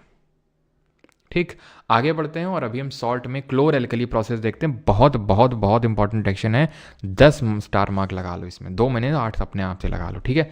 तो when electricity is pass through brine it decomposes to form sodium hydroxide, this process is called as chlor alkali process. जब हम ब्राइन में इलेक्ट्रिसिटी पास करवाते हैं तो ये डिकम्पोज होकर सोडियम हाइड्रोक्साइड बना देता है NaOH, और इसको बोलते हैं क्लोर एल्कली प्रोसेस।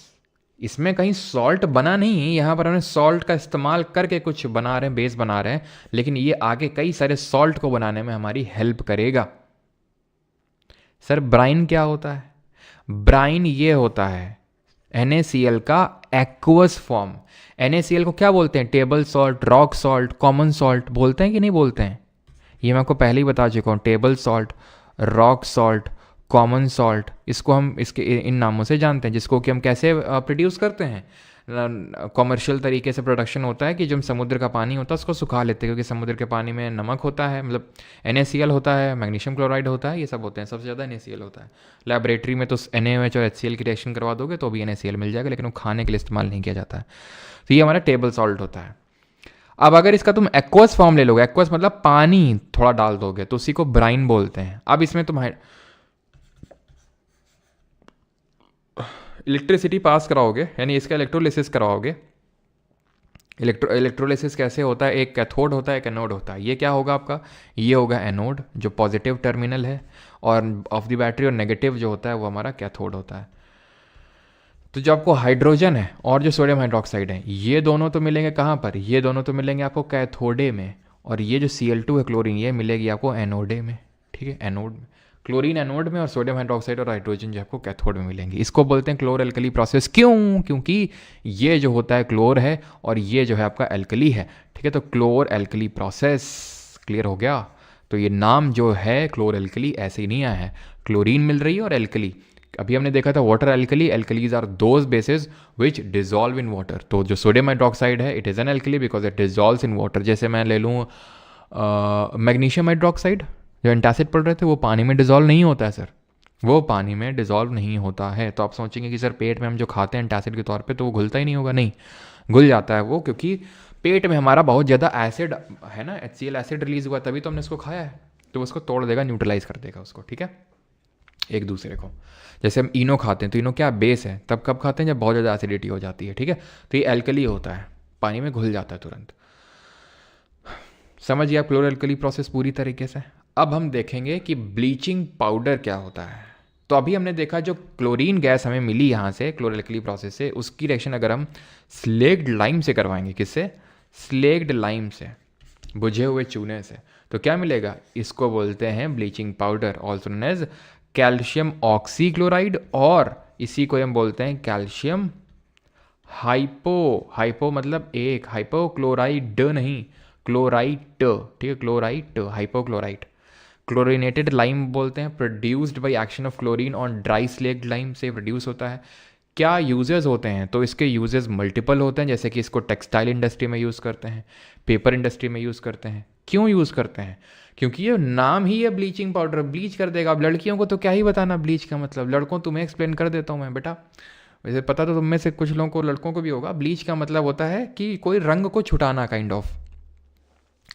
जैसे अब जो कपास जो हम कॉटन का यूज़ करते हैं घरों में, वो प्योर इतनी जितनी वाइट दिखती होती नहीं है, उससे कलर को वो किया जाता है, ठीक है। अब लड़कियों को मैंने क्यों बोला? क्योंकि कुछ लड़के भी आजकल काफ़ी ज़्यादा टिकटॉक और ये सब इंस्टाग्राम वगैरह देख के, है ना, क्योंकि होता क्या है कि जैसे आप ब्लीचिंग करवा लो अपने फेस में तो क्या होता है, आई थिंक कुछ ऐसा होता है, कुछ लगा दिया जाता है, और ब्लीचिंग से क्या होता है कि जो बाल होते हैं उनका जो नेचुरल कलर होता है काला, वो काले से गोल्डन हो जाता है और आप गोरे गोरे अपीयर होते हैं, ठीक है, आप गोरे लगते हैं थोड़े से, तो वो होता है ब्लीचिंग, ठीक है, उसको हम बोलते हैं ब्लीचिंग, है ना। तो ये ब्लीचिंग क्या करता है, डीकलरेशन कर देता है चीज़ों को, जैसे हमारे बालों का डीकलरेशन हो गया। जब पेपर बनता है तो पेपर वाइट होता है, वो किससे बनता है, वुड पल्प से बनता है, वुड पल्प से बनता है, तो उसका एक्चुअल में कलर हटा के उसको वाइट कलर में लाने में इसका काम होता है। लॉन्ड्री में यूज़ करते हैं भाई इसको, ठीक है, as an oxidising, powerful oxidising agent के तौर पे यूज़ होता है। क्यों? क्योंकि इसमें जो ऑक्सीजन है ये किसी को दे देगा और उसको कर देगा ऑक्सीडाइज, यानी कि ऑक्सीडाइजिंग एजेंट के तौर पे काम कर रहा है, क्योंकि दूसरे को क्या कर रहा है, दूसरे को ऑक्सीडाइज कर रहा है ये, इसलिए, ठीक है। As disinfectant for cleaning drinking water, disinfectant के तौर पे, यानी अगर जो पानी है उसमें हमारे माइक्रो ऑर्गेनिजम्स आ गए हैं तो उसमें डाल देते हैं। तो ये जो क्लोरीन है, ये गैस जो होती है प्योरीफिकेशन के लिए यूज़ की जाती है। क्लोरीनेटेड वाटर आपने सुना होगा, क्लोरीनेटेड वाटर अच्छा होता है क्योंकि क्लोरीन जो होती है मार देती है। जैसे पानी की टंकियाँ होती गांव में, आपने सुना होगा, क्लोरीन डाला गया, ब्लीचिंग पाउडर डाला गया, उसको डिसइंफेक्ट करने के लिए डाला जाता है वाटर को, ठीक है, क्लियर। अब आते हैं बेकिंग सोडा, खाने वाला सोडा। ये होता है NaHCO3, क्या होता है, NaHCO3, सोडियम हाइड्रोजन कार्बोनेट होता है ये आपका, इसी को बोलते हैं baking soda. It is a common name, baking soda is a common name. अब कैसे मिलता है, नमक ले लो, पानी डाल दो, CO2 फूंक मार दो और अमोनिया थोड़ी सी, ठीक है, क्या मिल जाएगा, तुरंत मिल जाएगा तुमको बेकिंग सोडा, NaHCO3। और क्या मिल जाएगा, अमोनियम क्लोराइड। लेकिन अगर थोड़ी देर बाद तुम देखोगे तो तुम्हें क्या होगा, कई बार NaHCO3 मिलेगा, ये मिलेगा ही नहीं देखने को। क्यों नहीं मिलेगा बताओ तो जरा। मैंने बोला कि जब ये रिएक्शन तुम करवाओगे तो ये दो चीज़ें मिलेंगी, मिलती हैं दो चीज़ें, लेकिन कभी कभी होता है कि तुमने इस रिएक्शन को करवाया किसी, ठीक है, साइंटिस्ट ने करवाया, किसी ने भी, और वो कुछ खाने पीने चला गया, कहीं चला गया, उसको पता चला NaCO3 बना, NH4Cl कहाँ गायब हो गया, कहाँ गायब हो गया। तो एक्चुअल में ये होता है, हमने पढ़ा था, अगर आपको याद हो मिक्सचर वाले चैप्टर में, कि सबलाइम कंपाउंड होता है, यानी कि ये सॉलिड से गैस में डायरेक्टली कन्वर्ट हो जाता है। नहीं देखने को मिलेगा, उड़ जाएगा, वेपराइज हो जाएगा। याद आया आपको, बाई प्रोसेस ऑफ सब्लिमेशन हम सेपरेशन टेक्निक का यूज़ कर रहे थे। क्यों, चैट देख कर हेडेक, तो भाई चैट मत देखिए अगर किसी को हेडेक हो रहा है तो, चैट देख के उड़ जाता है, बिल्कुल सही, वोलेटाइल नेचर का होता है, जैसे हमारा नैप्थलीन होता है, हमारा कैम्फर होता है, ठीक है। तो what happens when baking soda is heated, जब बेकिंग सोडा को हीट करते हैं ना, गर्म करते हैं, तो ये डिकम्पोज हो जाता है, सोडियम कार्बोनेट मिलता है, पानी और CO2 गैस मिलती है। नाउ हम आगे बढ़ते हैं और बेकिंग सोडा को कहाँ कहाँ यूज़ करते हैं वो देखते हैं। टेस्टी क्रिस्पी पकौड़ास को बनाने में यूज़ करते हैं for faster cooking, to make the baking powder. अब पकौड़ास क्यों बनते हैं इससे, पकौड़ास इसलिए बनते हैं क्योंकि जब तुमने सोडियम हाइड्रोजन कार्बोनेट को डाला, उसको हीट किया, डिकम्पोज हुआ, तो वो जो डिकम्पोज होने में CO2 निकलेगी, वो निकलना चाहेगी, मुझे निकलना है, मुझे निकलना है, फुला देगी पकौड़ा को, और पकौड़ा खाओगे फिर तुम गरम गरम, ठीक है।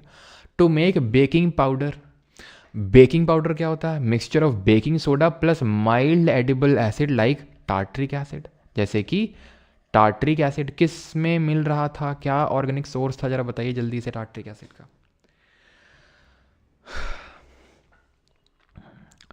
पीछे अभी देख के आए थे कि जब हम मेटल की रिएक्शन करवाते हैं, ठीक है, किसके साथ, सोडियम हाइड्रोजन कार्बोनेट के साथ, सॉरी एसिड की रिएक्शन करवाते हैं किसके साथ, सोडियम हाइड्रोजन कार्बोनेट के साथ, तो क्या मिलती है, CO2 गैस मिलती है। याद आया, मेटल हाइड्रोजन कार्बोनेट की रिएक्शन एसिड के साथ करवाते हैं तो क्या मिलता है, सॉल्ट तो मिलता है, इंपॉर्टेंट क्या था, CO2 गैस निकलती है, ठीक है। सॉल्ट मिलेगा, वाटर मिलेगा, वो ठीक है, लेकिन CO2 गैस निकलती है। इसी चीज़ का यूज़ कर दिया जाता है ये जो आपकी बेकिंग इंडस्ट्री होती है, केक बनाने में, आपके पकौड़ास के अलावा जो आप क्या होता है उसको ढोकलास बनाने में, ठीक है, आप जब माइल्ड एडिबल एसिड को ऐड कर दोगे, ये क्या है, मेटल हाइड्रोजन कार्बोनेट ही तो है baking soda, CO2 gas release होगी। एंटासिड के तौर पे यूज़ करते हैं, एंटासिड बताने की ज़रूरत ना होनी चाहिए, क्या होते हैं जो पेट की एसिडिटी को बुझाते हैं। सोडा एसिड फायर एक्सटिंग्विशर के तौर पे यूज़ होता है, यानी कि आग बुझाने के लिए यूज़ होता है। कैसे, ये होता है हमारा फायर एक्सटिंग्विशर।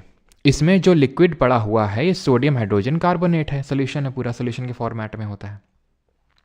यहाँ पर एक हम थोड़ी सी छोटी सी डब्बी लगा देते हैं सल्फ्यूरिक एसिड की, डाइल्यूट सल्फ्यूरिक एसिड की। डाइल्यूट का मतलब है कि इसमें पानी की मात्रा ज़्यादा है एज़ कम्पेयर टू एसिड। ठीक, तो जब हम नॉब को दबाएंगे, कैप को दबाएंगे, तो क्या होगा, ये सल्फ्यूरिक एसिड इसमें गिर के मिक्स हो जाएगा। और आपको पता है कि जब सोडियम हाइड्रोजन कार्बोनेट नहीं, मेटल हाइड्रोजन कार्बोनेट रिएक्ट करता है एसिड के साथ, तो क्या निकलता है, CO2। तो CO2 निकलेगी, सॉल्ट वहीं रह जाएगा। ठीक है, CO2 गैस भड़ाम से निकलेगी। ठीक है, भड़ाम से निकल के क्या करेगी, आग को बुझा देगी। क्यों, क्योंकि ये O2 की यानी ऑक्सीजन की सप्लाई को कट कर देगा। ऑक्सीजन की सप्लाई अगर कट तो आग नहीं रहेगी। ठीक है, जैसे कि आपने देखा होगा फायर पान है ना, फायर पान मुंह में रखो, मुंह बंद करो, फायर पान बुझ जाता है। क्यों, क्योंकि वो ऑक्सीजन की सप्लाई कट हो गई उसमें, इसलिए। ठीक है, क्लियर है यहाँ तक सभी को। तो सोडा एसिड फायर एक्सटिंग्विशर में भी इसका हम यूज़ करते हैं। अब आते हैं वॉशिंग सोडा, धोने वाला सोडा, धोवन soda. Sodium carbonate dot 10H2O बोले तो सोडियम कार्बोनेट डेकाहाइड्रेट, ये क्या है, डेका। ठीक है, 10 हाइड्रेट के मॉलिक्यूल हैं, 10 वाटर के, तो सोडियम कार्बोनेट डेकाहाइड्रेट बोल देंगे इसको। कैसे मिलता है, सोडियम बाइकार्बोनेट का यानी बेकिंग सोडा का डिकम्पोजिशन करवा रहे थे, तो सोडियम कार्बोनेट मिला था कि नहीं मिला था, बताओ। मिला था, इसका डिकम्पोजिशन करवाने से सोडियम कार्बोनेट। 10 पानी डाल दो इसमें। अब सर 10 पानी कैसे डालेंगे, ये गिन गिन के डालना है क्या, एक वाटर का मॉलिक्यूल ये गया, एक ये गया, नहीं भाई, पानी डाल दो, अपने आप सोडियम कार्बोनेट 10 ही अटैच करेगा वो अपने आप। ठीक है, वो 10 अटैच कर लेगा, तुम्हें ज़्यादा लोड लेने की ज़रूरत नहीं है। और बन गया धोने वाला सोडा। धो क्या, जो मना है वो नहीं, जैसे ग्लास हो गया, सोप हो गया, पेपर इंडस्ट्री में यूज़ करते हैं इसको हम। ठीक है, मैन्युफैक्चरिंग ऑफ बोरैक्स, बोरैक्स जो सुहागा बोलते हैं जिसको, उसको बनाने में यूज़ किया जाता है। एंड इसको हम, ये जो बोरैक्स होता है इसको फर्दर ग्लास इंडस्ट्री में यूज़ किया जाता है बनाने में। ठीक है, ग्लास इंडस्ट्री में क्यों यूज़ किया जाता है, क्योंकि बोरैक्स बनता है इससे। बोरैक्स जो होता है ग्लास का एक इंपॉर्टेंट कॉम्पोनेंट होता है। Borax stands for N2B4O7.10H2O। Cleaning agent के तौर पे यूज़ होता है, सफाई करने के लिए। Removing permanent hardness of water. Sir what is hard water, hardness of water से क्या मतलब होता है, हार्ड वाटर का मतलब होता है वो वाटर जिसमें आपको सॉल्ट देखने को मिले। यूजुअली कैल्शियम और मैग्नीशियम के जो सॉल्ट्स होते हैं वो अगर आपको वाटर में देखने को मिलते हैं तो उसको हम बोलते हैं hard water. This is not same as heavy water.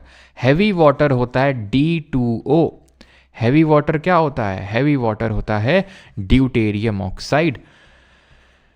Hydrogen के 3 आइसोटोप होते हैं, 1H1, 1H2 और 1H3। तो जो ये ड्यूटेरियम होता है 1H2, वो उससे हैवी वाटर बनता है। नॉर्मल वाटर में जब बहुत ज़्यादा सॉल्ट प्रेजेंट होते हैं कैल्शियम और मैग्नीशियम के, तो वो हार्ड वाटर होता है। उसको हार्डनेस को रिमूव करने के लिए इसको यूज़ किया जाता है। अपने आखिरी सॉल्ट पे आते हैं, that is plaster of Paris. सबने नाम सुना होगा। पलस्तर चढ़वा देंगे, इतना मारेंगे, मार मार के पलस्तर चढ़वा देंगे। पलस्तर क्या होता है, यही पलस्तर होता है, पेरिस का पलस्तर। ठीक है, तो पेरिस का जो पलस्तर, ये पेरिस से बनाते हैं इसलिए इसको पेरिस का पलस्तर बोलते हैं। और ये पलस्तर बनता कैसे, जिप्सम को हीट कर दो 373 केल्विन में। जिप्सम को हीट कर दो 373 केल्विन पे। जिप्सम क्या होता है, जिप्सम एक और सॉल्ट होता है, ये होता है कैल्शियम सल्फेट में 2 वाटर के मॉलिक्यूल अटैच कर दो तो उसको बोलेंगे कैल्शियम सल्फेट डाइहाइड्रेट। अब इसमें आप इसको हीट कर दो 373 केल्विन में, तो क्या होगा, 1.5 वाटर का मॉलिक्यूल निकल जाएगा और आधा वाटर का मॉलिक्यूल बचेगा। इसी को पेरिस का पलस्तर बोलते हैं, प्लास्टर ऑफ पेरिस। ठीक, कैल्शियम सल्फेट हेमीहाइड्रेट, हेमी मतलब आधा हाइड्रेट। ये एक वाइट पाउडर होता है, लेकिन पानी में मिलने पे ये जिप्सम में बदल जाता है। क्लियर है ये बात। पेरिस का जो पलस्तर है, इसमें अगर फिर से तुमको जिप्सम बनानी है तो जो 3/2 तुमने हटा के पेरिस का प्लास्टर बनाया था, फिर से जोड़ दो तो फिर से जिप्सम बन जाएगा। और इसको हम यूज़ कहाँ करते हैं जिप्सम को? सॉइल की एल्कलिनिटी को ट्रीट करने के लिए, अगर सॉइल में बहुत ज़्यादा सॉल्ट की मात्रा, फिर बहुत ज़्यादा बेसिक उसका पीएच हो गया है। तो पीओपी का आपको पता है कहाँ यूज़ करते हैं? फ्रैक्चर्ड बोन्स में, बोन्स का स्ट्रक्चर मेंटेन करने के लिए, बिकॉज बोन अगर मूव नहीं करेगी तो अपने आप जुड़ जाती है, तो मूव ना हो इसलिए इसको लगाते हैं। खिलौने बनाने में, डेकोरेटिव मटेरियल बनाने में, इन सब में यूज़ करते हैं। Note, it is always stored in the moisture proof container because it will absorb the moisture and will form the hard gypsum. अगर तुम प्लास्टर ऑफ पेरिस को खुले में रख दोगे तो क्या करेगा? वाटर का मॉलिक्यूल लेगा और जिप्सम बना देगा, जो बहुत हार्ड होगा, जो किसी यूज़ का फिर हमारे नहीं रहेगा। ठीक है, क्लियर इतनी चीज़। अब हम कुछ और अदर सॉल्ट देख लेते हैं एट दी एंड कि हमारे कुछ और सॉल्ट क्या होते हैं, उसके बाद हम लगाएंगे यहाँ पर क्वेश्चन। ठीक है, तो सबसे पहला सॉल्ट तो है यहाँ पर आप जो देख पा रहे होगे, दैट इज ब्लू विट्रियोल। ठीक है, ब्लू विट्रियोल है। ब्लू विट्रियोल क्या होता है? ये होता है कॉपर सल्फेट, और उसमें 5, वो कैल्शियम सल्फेट था, ये जो अभी हम देख रहे थे जिप्सम और पीओपी, इसमें 5 वाटर के मॉलिक्यूल लगा दो। अब ये क्या है? Copper sulphate. देखो, जब मैं बोलता हूँ एनहाइड्रस कॉपर सल्फेट, तो एनहाइड्रस कॉपर सल्फेट का मतलब हो जाएगा कि उसमें पानी नहीं है, वाटर नहीं है। एनहाइड्रस कॉपर सल्फेट का जो कलर होता है वो वाइट होता है, लेकिन डू यू नो किसका कलर ब्लू होता है? तभी तो नाम पड़ा ब्लू विट्रियोल। हिंदी में भी कॉल इट एज नीला थोथा। जब भी अगर बोला जाता है कि जब भी मुंह में छाले हो जाएं तो नीले थोथे को थोड़ा लगा लो, क्योंकि बड़ा बेसिक नेचर का होता है, तो आपका क्या हो जाएगा? जो छाला है वो थोड़ा सा क्योर हो जाता है। ठीक है, ग्रीन विट्रियोल, नीला वाला थोथा, ये होता है आपका FeSO4.7H2। हमारे केमिस्ट्री वाले सर सेवन बोलते थे, तो हम फिर बोलते थे दूध दही का सेवन कर लो। White vitriol, zinc सल्फेट.7H2O।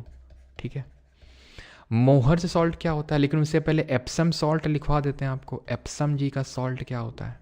थोड़ा आसान होता है, ये होता है MgSO4 मैग्नीशियम सल्फेट.7H2O। ठीक है, और मोहर सॉल्ट क्या होता है?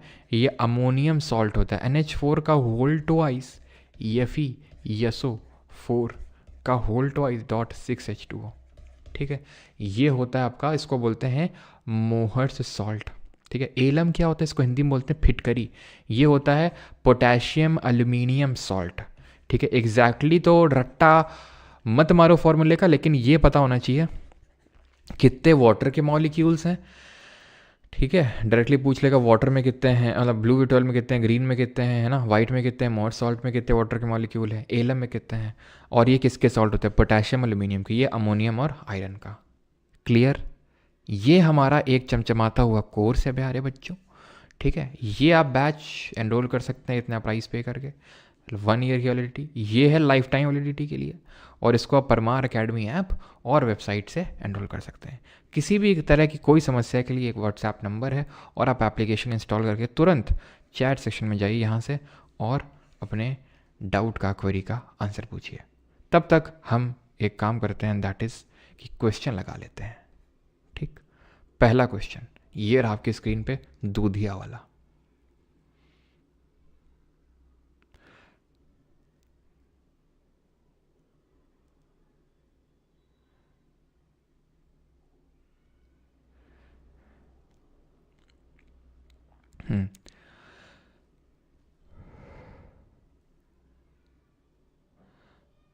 चलो भाई, तो अभी आते हैं यहाँ पर। A milk man adds a small amount of baking soda to milk, this makes the pH of the milk strongly alkaline, weakly alkaline, strongly acidic, या फिर वीकली एसिडिक। तो हमने देखा था इस किस तरह से बनाया गया, ये वीकली अल्कलाइन। अल्कलाइन मतलब वही बेसिक। ठीक है, तो ऑप्शन नंबर बी यहाँ पर सही आंसर होगा। हम यहाँ पर करने वाले हैं काफ़ी सिलेक्टेड क्वेश्चन, बिकॉज आज आई थिंक एक सेकंड देखना पड़ेगा कितने क्वेश्चन हैं, उसी हिसाब से थोड़ा देखते हैं। आई थिंक ज़्यादा होंगे आज, काफ़ी ज़्यादा क्वेश्चन हैं। देख रहे हो कितने क्वेश्चन है? 90 क्वेश्चन है। तो 90 में हम कुछ लगा लेते हैं, देन शाम को जैसे हम रोज़ करते हैं बैच में, ठीक है, एप्लीकेशन पे, तो वो करेंगे। ठीक है, कुछ अभी लगा लेते हैं, देन आपके लिए होमवर्क रहेंगे, आप प्रैक्टिस करेंगे, उसके बाद हम लोग शाम को मिलते हैं लगाने के लिए। ठीक है, which of the following makes bread soft and spongy when baking soda is added? तो जब बेकिंग सोडा को ऐड करते हैं तो क्यों हमारा ब्रेड सॉफ्ट और स्पॉन्जी बन जाता है? Sodium salt of acid, sodium hydrogen carbonate की वजह से, CO2 FeH2O की वजह से। तो सर जब बेकिंग सोडा को ऐड करते हैं तो ये मत मार कर देना। बेकिंग सोडा का फार्मूला नहीं पूछ रहा, फार्मूला तब पूछता तो जब आप टिक कर देते, लेकिन यहाँ पूछ रहा है कि क्यों वो सॉफ्ट एंड स्पॉन्जी बनता है, क्योंकि उससे CO2 गैस निकलती है, उसको निकलना होता है तो वो छेद छेद से हो जाते हैं ढोकला ब्रेड इन सब में। बोरैक्स किससे प्रिपेयर किया जाता है, तो देखा था किससे, सोडियम कार्बोनेट से, दिखा दें, देख लो, तभी तो उसको यूज़ कर रहे थे कहाँ पर, ग्लास इंडस्ट्री में। देख लो, धोने वाला सोडा बोरैक्स Na2B4O7 यूज़ करते हैं किसका, वॉशिंग सोडा का, सोडियम कार्बोनेट का। ज़रूरी नहीं कि वो सोडियम कार्बोनेट डेकाहाइड्रेट ही लिखे हमेशा, अगर वो सोडियम कार्बोनेट भी लिखता है आपको समझ में आना चाहिए, ठीक है।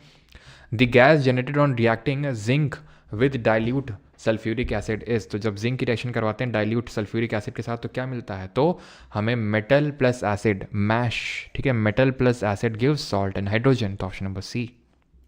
An aqueous solution of salt is known as brine, the salt is, तो कौन सा, किस सॉल्ट का एक्वस सोल्यूशन को ब्राइन के नाम से जाना जाता है।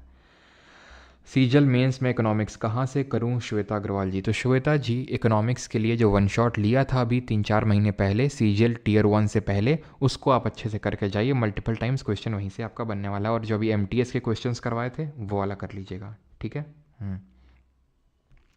An aqueous solution of salt is known as, तो ये है हमारा सोडियम क्लोराइड का, option number A will be the correct answer.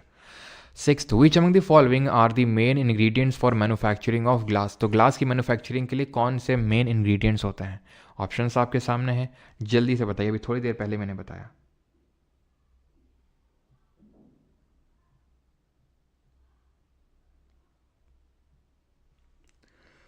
Mansi Yadav ji, कुछ ही मतलब कल लास्ट लेक्चर होगा केमिस्ट्री का, दिन एक दिन का आपको ब्रेक मिलेगा सो दैट आप केमिस्ट्री को समराइज़ कर सकें, और उसके बाद हम लोग करेंगे। वैसे तो हम लोग 1 जनवरी से स्टार्ट करना था, लेकिन इतना हम वेट नहीं करेंगे स्टार्ट करने के लिए, अभी 1 हफ्ता है हमारा दिसंबर ख़त्म होने में, तब तक तो हमारा काफ़ी कुछ हो जाएगा हिस्ट्री में भी, है ना।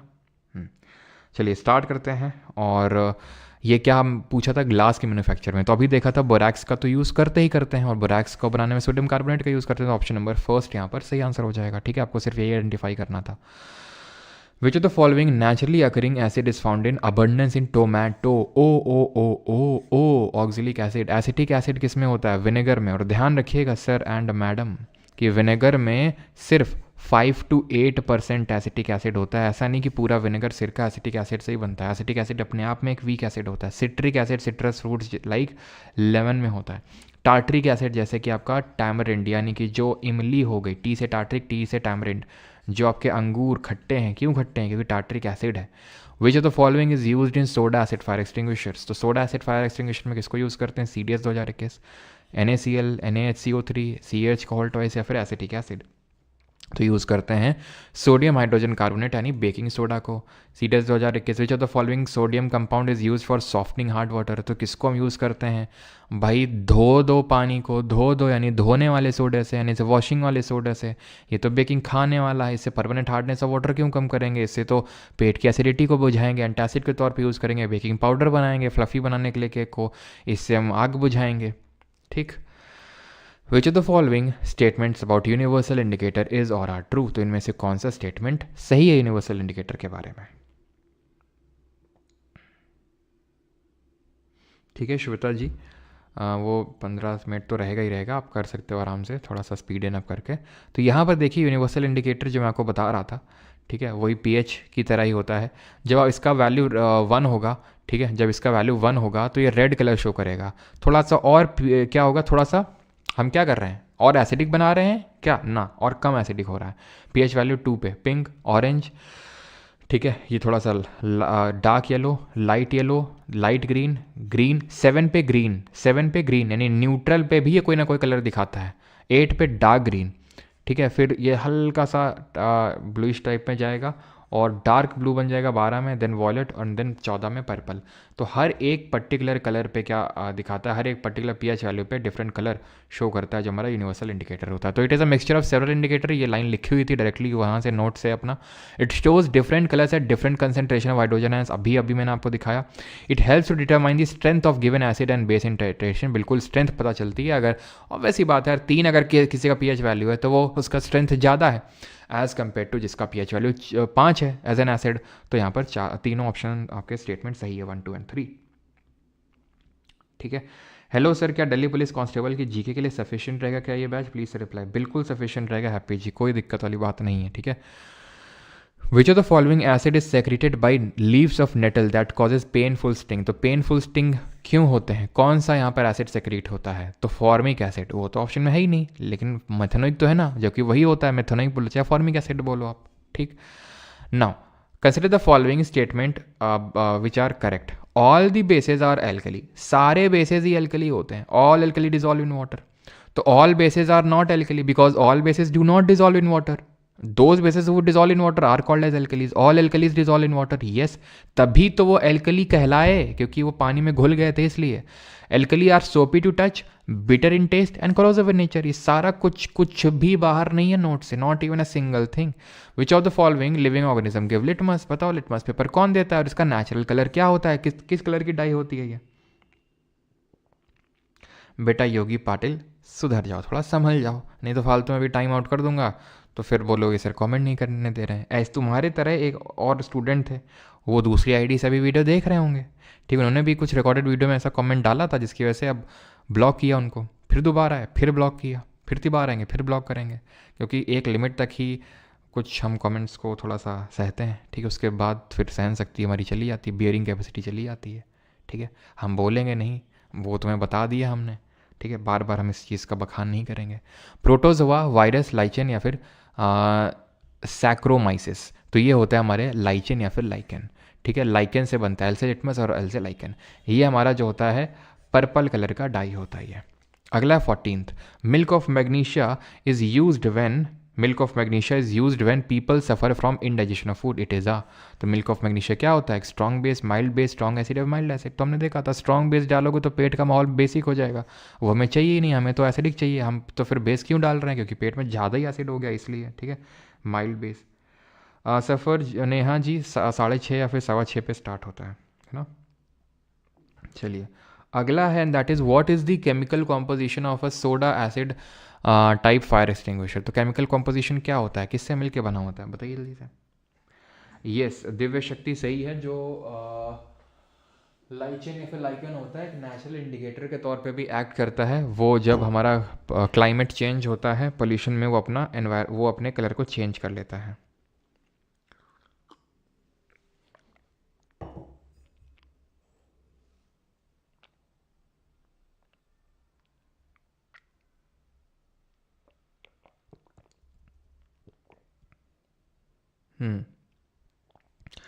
ओके चलो भाई, तो यहाँ पर सोडियम हाइड्रोजन कार्बोनेट और सल्फ्यूरिक एसिड, ठीक, क्लियर हो गया। और डाइल्यूट सल्फ्यूरिक एसिड को लेते हैं अगर डाइल्यूट और कंसनट्रेट करके दो ऑप्शन आ गए तो, ठीक है।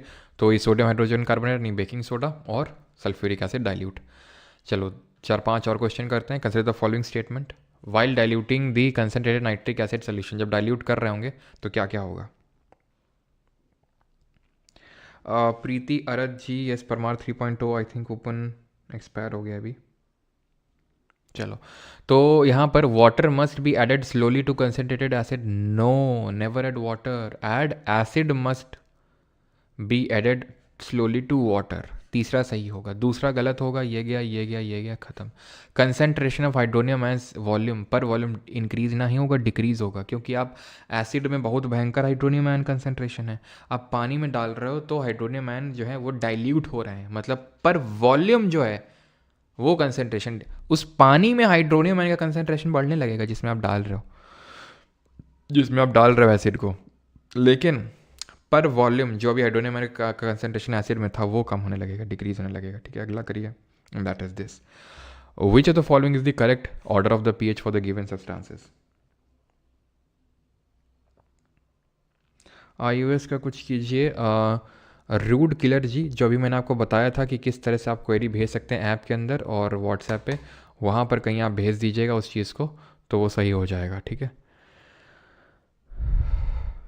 यस कल क्लास रहेगी, लेट मी टेल यू, कल संडे लेकिन कल क्लास रहेगी, ध्यान रखिएगा इस चीज़ को, कल हमारी लास्ट क्लास होगी, ठीक है। परसों ब्रेक होगा आपका मंडे को, बिकॉज स्कूल तो जाते नहीं हैं आपकी मंडे को, है ना, इस तरह से। तो मेन इसलिए है क्योंकि हमारी कल मैं केमिस्ट्री ख़त्म करना चाह रहा हूँ, फिर एक दिन का ब्रेक देके उसके बाद मैं हिस्ट्री स्टार्ट करूँगा, ठीक है।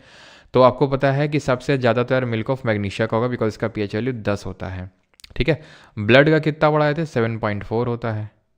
ठीक है, तो ब्लड पहले आएगा, कॉफ़ी एसिडिक होती है और कॉफ़ी से ज़्यादा जो हमारा ये नींबू होता है वो खट्टा होगा।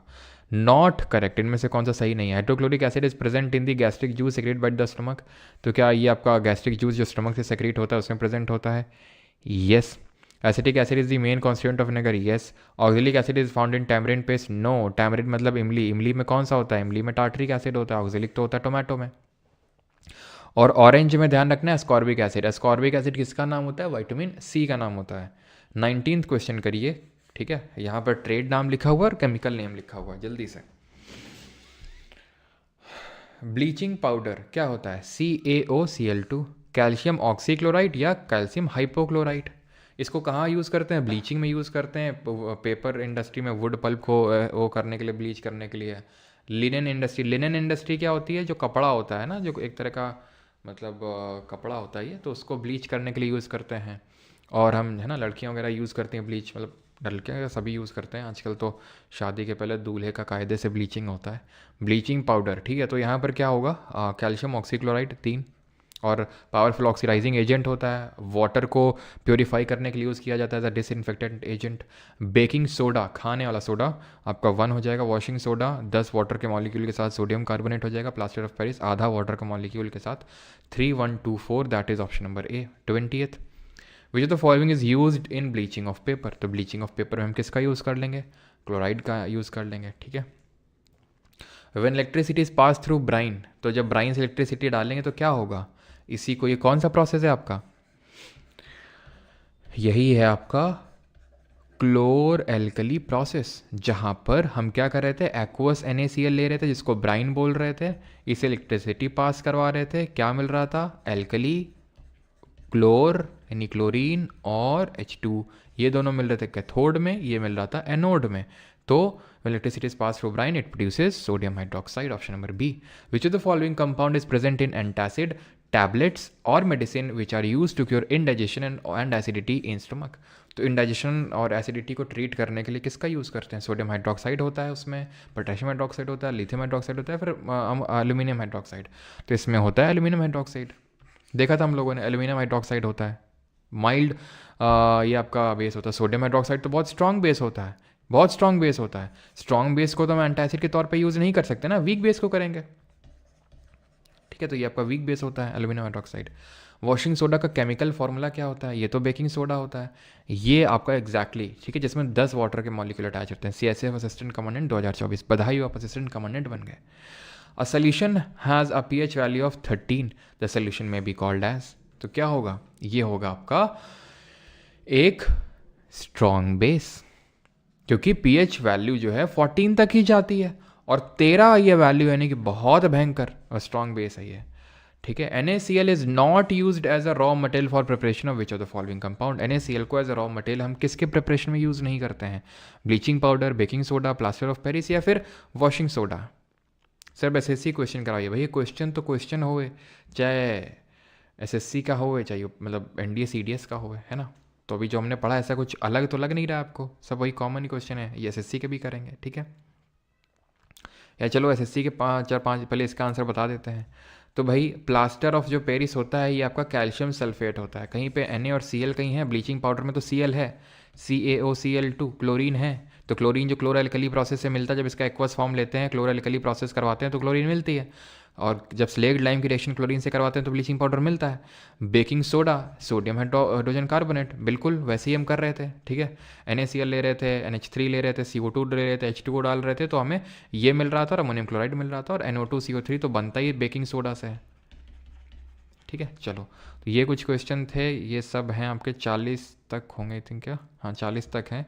ठीक है, एनहाइड्रस COSO4 का कलर क्या होता है, सब पढ़ा हुआ है अभी। एनहाइड्रस का क्या होता है कलर, बताओ जल्दी से। एनहाइड्रस का कलर होता है वाइट, और अगर यही हाइड्रस हो जाता तो क्या कलर होता, हाइड्रस का मतलब ब्लू विट्रियोल। ठीक है, ठीक है, कल UPPCS का पेपर है क्या, चलो, तो ये क्या होता है, ब्लू कलर का होता है। ठीक है, तो आई थिंक क्वेश्चन अब हम लोग करेंगे शाम को। ठीक है, अब आप यहाँ से क्वेश्चन को करेंगे। ठीक है, जितने भी क्वेश्चंस हैं, इसके बाद नहीं होगा तो हम लोग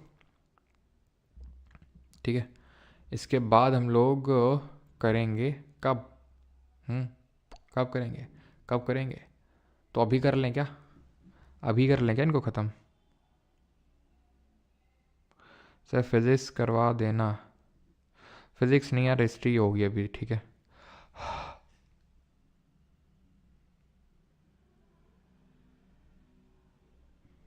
चलो अभी करवा देते हैं इसी में, ठीक है। चलो, तो किसने एसिटिक एसिड को सिंथेसाइज किया था फॉर द फर्स्ट टाइम, ये हरमन कोल्बे ने किया था, ठीक है।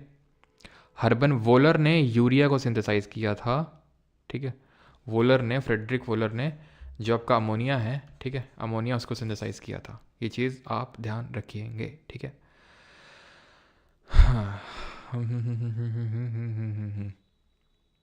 बर्थलॉट की अगर बात करेंगे तो इन्होंने यूरिया हो गया, ठीक है, इन्होंने यूरिया वगैरह को सिंथेसाइज किया था, और इन्होंने मेथेन प्रिपेयर किया था, अगर पूछे कभी तो मेथेन वगैरह को।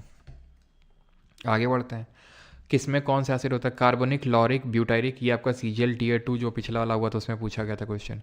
कार्बोनिक एसिड किस में होगा, ये आपका सोडा वाटर में होगा। लॉरिक एसिड, ब्यूटारिक एसिड और यूरिक, आपको कुछ नहीं, कार्बोनिक को मैच कराना था, ब्यूटारिक को रैंसिड बटर से मैच कराना था, बटर हो गया, खत्म हो गया question.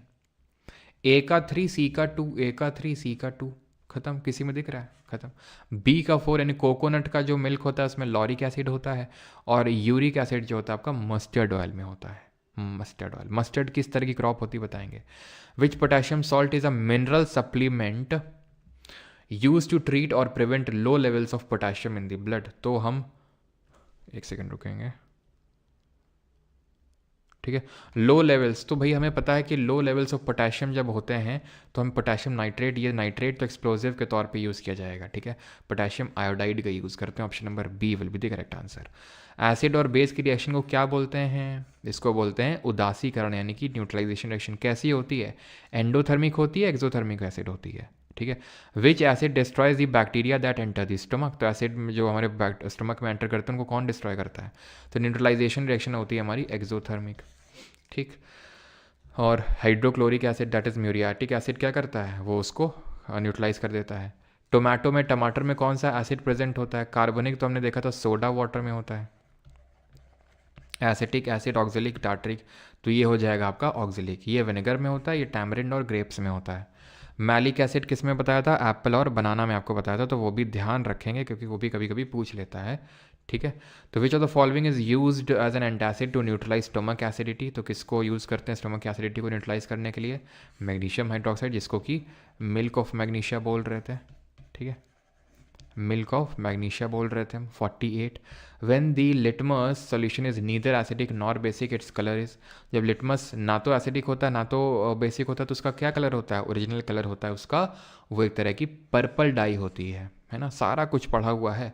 Which of the following acids makes the pH of vinegar acidic, चाहे वो हमने CDS से CAPF NDA क्वेश्चन लगाया चाहे यहाँ पर, ठीक है, not even a single question जो हमारे रेंज से बाहर हो। विच of the following acid makes the pH of vinegar acidic, तो विनेगर एसिडिक क्यों होता है, बिकॉज उसमें एसिडिक एसिड होता है, कितना होता है, वो भी 5 to 8% होता है सिर्फ, ठीक है। 50th question, salt of strong acid and weak base are acidic with pH value less than 7, when electricity is passed through an aqueous solution of sodium chloride called brine it decomposes to form sodium oxide, तो क्या answer होगा जल्दी से बताइए।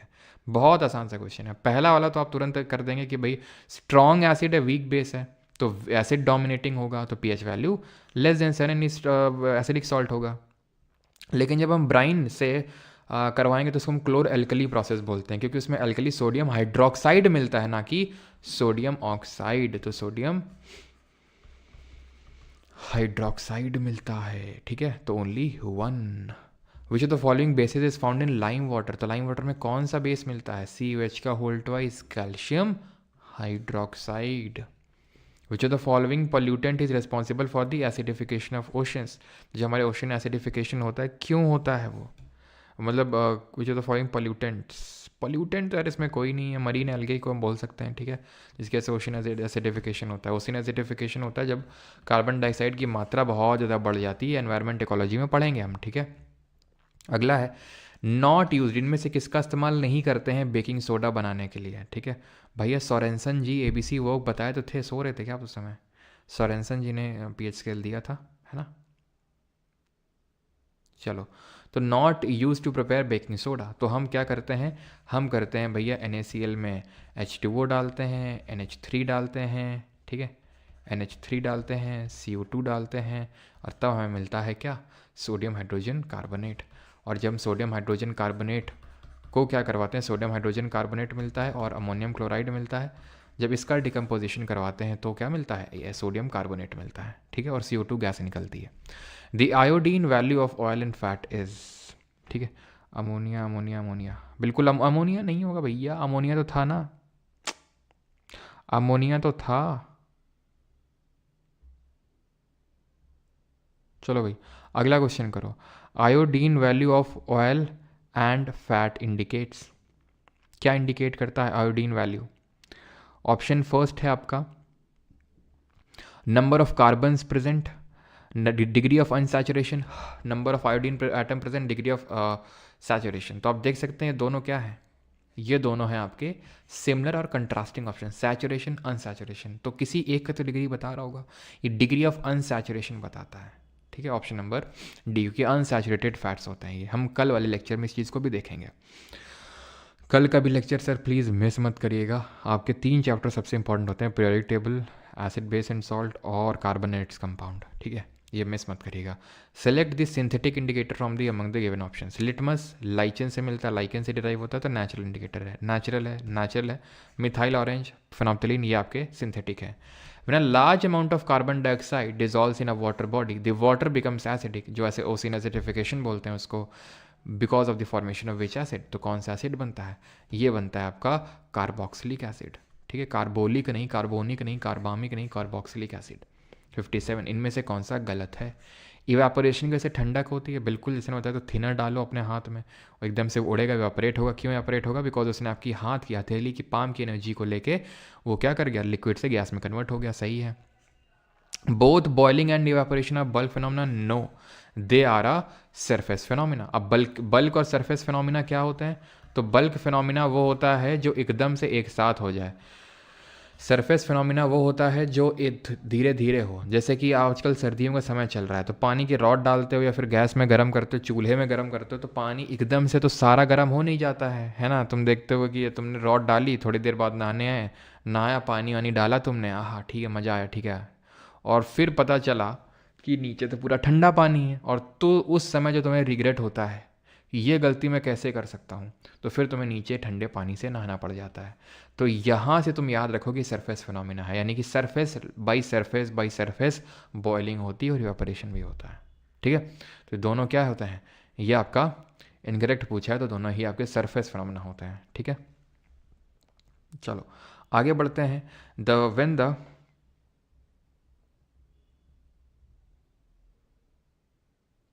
SSC के question बहुत hard लगते हैं इंडिया वाले से। व्हेन द pH वैल्यू में दोनों करवा देता हूँ आपको, जो हार्ड और जो इजी लगे आपको। इनको याद कैसे करें, किसको याद कैसे करें शानी भैया, कैसे किसको याद करें?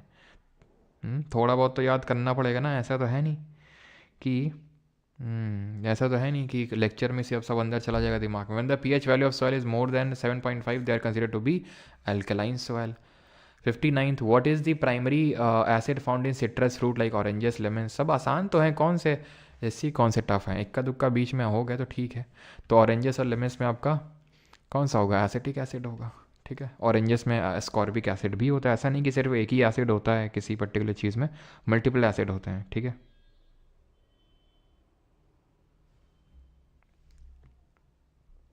चलो अगला है, and that is which polyatomic molecule, अरे यार लाइट चली गई, रुको जरा।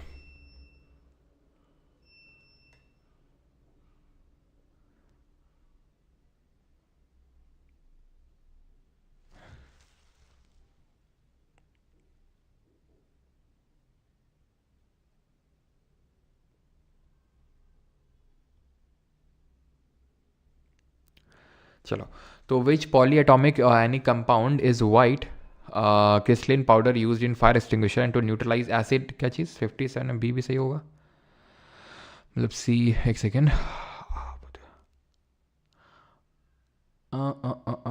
सी वाला सही होगा। Okay okay okay okay okay, heating नहीं था यार, सॉरी ये बॉइलिंग लिखा हुआ था, ठीक है। इवेपोरेशन तो आपका सरफेस फिनोमिना होता है, हीटिंग भी आपका सरफेस फिनोमेना होता है, बट इट इज़ बॉइलिंग, ठीक है। बॉइलिंग आपका बी से बॉइलिंग और बी से बल्क याद रखिएगा। तो सी वाला सही, एक्चुअल में बी वाला ही, मतलब बी ही गलत है आपका, बिकॉज दोनों आपके बल्क फिनोमेना नहीं होते हैं, दोनों आपके बॉइलिंग, बी से बॉइलिंग और बी से बल्क, बट जो इवेपोरेशन होता है वो सरफेस फिनोमेना होता है, ठीक है।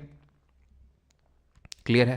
तो ये चीज़ ध्यान रखना, इवापोरेशन सरफेस फिनोमेना होता है। ऐसे याद कर लो, इवापोरेशन सरफेस से होता है, तुमने हाथ में डाला थिनर को, सरफेस से हो गया, पानी डाला कहीं, सरफेस से हो गया, ऐसे याद कर लो, बी से बॉइलिंग, बी से बल्क, ठीक है। तो सी वाला सही है आपका। इस क्वेश्चन में अगर बात करें which polyatomic, okay okay okay okay, मुझे आपको एटॉमिसिटी भी पढ़ानी है, और अब मैंने बोला भी था कल बैच वालों को कि मुझे याद दिला देना, मुझे कल याद दिलाना ध्यान से, बिकॉज अभी तो काफ़ी बच्चे चले गए, ऑलमोस्ट आधे से ज़्यादा चले गए, ठीक है। तो अभी मैं नहीं करवा रहा हूँ, कल याद से मुझे याद दिला देना, ठीक है, कि कल एटॉमिसिटी वाला कॉन्सेप्ट मुझे बताना है आपको, एटॉमिसिटी करवाना है और गैस के लॉस। कल का लेक्चर बड़ा भी होगा, कल का लेक्चर बड़ा भी होगा, ध्यान रखना, ठीक है। तो which polyatomic ionic compound is white crystalline powder use in fire extinguisher पे यूज़ करते हैं इसको, सोडियम बाइकार्बोनेट को यूज़ करते हैं, ठीक है। Which of the following gases, और ये जो सोडियम थायोसल्फेट है ना, इसको हम फोटोग्राफी में यूज़ करते हैं, जैसे सिल्वर ब्रोमाइड, सिल्वर क्लोराइड को नहीं यूज़ कर रहे थे ब्लैक एंड वाइट फोटोग्राफी में, तो ऐसे सोडियम थायोसल्फेट को भी यूज़ करते हैं, Na2 S2O7 ऐसे करके इसका फॉर्मूला होता है, ठीक है। अगला है which of the following gases get release when dilute H2SO4 react with magnesium. तो मेटल है, एसिड के साथ रिएक्ट कर रहा है, तो कौन सी निकलेगी, मैश हाइड्रोजन गैस निकलेगी, ठीक है। 5-6 क्वेश्चन और करते हैं, फिर उसके बाद आपके होमवर्क होंगे। मोस्ट एसिडिक कौन सा इसमें, ये भी आपको कल पता चलेगा। आंसर तो इसका डी होगा, क्यों, क्योंकि जितना ज़्यादा आप बड़ा एल्काइल ग्रुप अटैच करते जाएंगे, अभी एल्काइल विल्काइल कुछ पढ़े नहीं है तो इसलिए आपको समझ में नहीं आएगा, तो आप इतना समझ लो कि जितना ज़्यादा बल्कि होगा आपका एल्काइल ग्रुप उतना ही कम एसिडिक होगा। तो सबसे ज़्यादा एसिडिक आपका ये मेथनोइक एसिड या फिर फॉर्मिक एसिड, इसी को बोलते हैं, यही होगा, ठीक है। चलो 59 में क्या है, ओके सॉरी, सिट्रिक एसिड होगा सिट्रस फ्रूट में, सॉरी सॉरी सॉरी, ठीक है, सिट्रस फ्रूट में सिट्रिक एसिड होगा, यस, ठीक है। अभी आते हैं 63 में, another name for vitamin C जो आपका ऑरेंजेस में होता है, and that is ascorbic acid. Which essential amino acid भैया बता दो, enhances calcium absorption also plays an important role in the formation of collagen, collagen के फॉर्मेशन में हेल्प करता है और बहुत इंपॉर्टेंट रोल प्ले करता है कैल्शियम एब्जॉर्प्शन। कोलैजन का ट्रिपल हेलिकल स्ट्रक्चर किसने दिया था, who gave the triple helical structure, तो आंसर होगा लाइसिन इसका, ठीक है। एसेंशियल अमीनो एसिड क्या होते हैं, कितने होते हैं, एसेंशियल वो होते हैं जो हमारी बॉडी खुद से नहीं बनाती, बाहर से लेने पड़ते हैं, 9 होते हैं। नॉन एसेंशियल कितने होते हैं, 11 होते हैं। ट्रिपल हेलिकल स्ट्रक्चर किसने दिया था, रामचंद्रन जी ने दिया था, ठीक है। 65 which acid is used as a souring agent added to vinegar, pickled vegetables and sauces, ठीक है, किसको यूज़ करते हैं as a raw material for seasoning, seasoning के तौर पे इसको यूज़ करते हैं। Acetic acid, formic acid, citric या फिर टार्ट्रिक एसिड, तो विनेगर वगैरह में हम एसिटिक एसिड को यूज़ करते हैं, ठीक। विच of the following is the correct order of basicity, चलो भाई बताओ जल्दी से, बेसिसिटी का करेक्ट ऑर्डर क्या है,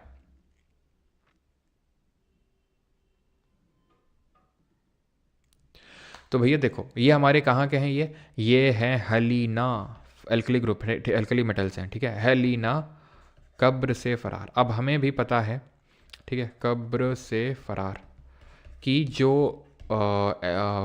मेटल के ऑक्साइड होते हैं बेसिक नेचर के होते हैं, कौन सा ज़्यादा बेसिक होगा, कौन सा कम होगा, तो ये ज़्यादा बेसिक होगा, ठीक है।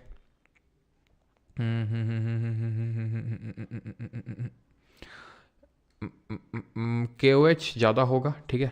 आपका बेसिक कैरेक्टर जो है बढ़ेगा, ठीक है, बेसिक कैरेक्टर ऊपर से नीचे जाने में बढ़ेगा, तो यहाँ पर कोई ऑप्शन नहीं क्या है, तो ये वाला होगा आपका, एक सेकंड रुको रुको रुको रुको रुको रुको रुको रुको रुको रुको, सबसे ज़्यादा ये होगा, देन ये, देन ये, देन ये, ठीक है। ऑप्शन नंबर सी मुझे लगा ऑप्शन नहीं, तो यहाँ पर ऊपर से नीचे जाने में बेसिसिटी बढ़ेगी, ठीक है, ध्यान रखिएगा, इस चीज़ को ध्यान रखिएगा कि आपकी जो बेसिसिटी है वो बढ़ेगी ऊपर से नीचे जाने में। क्यों बढ़ेगी, क्योंकि ऊपर से नीचे जाने में साइज़ बढ़ेगा, तो उसकी वजह से यहाँ पर सीजियम हाइड्रोक्साइड का ज़्यादा बेसिसिटी होगा, देन क्या पोटेशियम हाइड्रोक्साइड का, देन सोडियम हाइड्रोक्साइड का, देन लिथियम हाइड्रोक्साइड का, ठीक है। ऊपर से नीचे जाने में बेसिसिटी बढ़ेगा।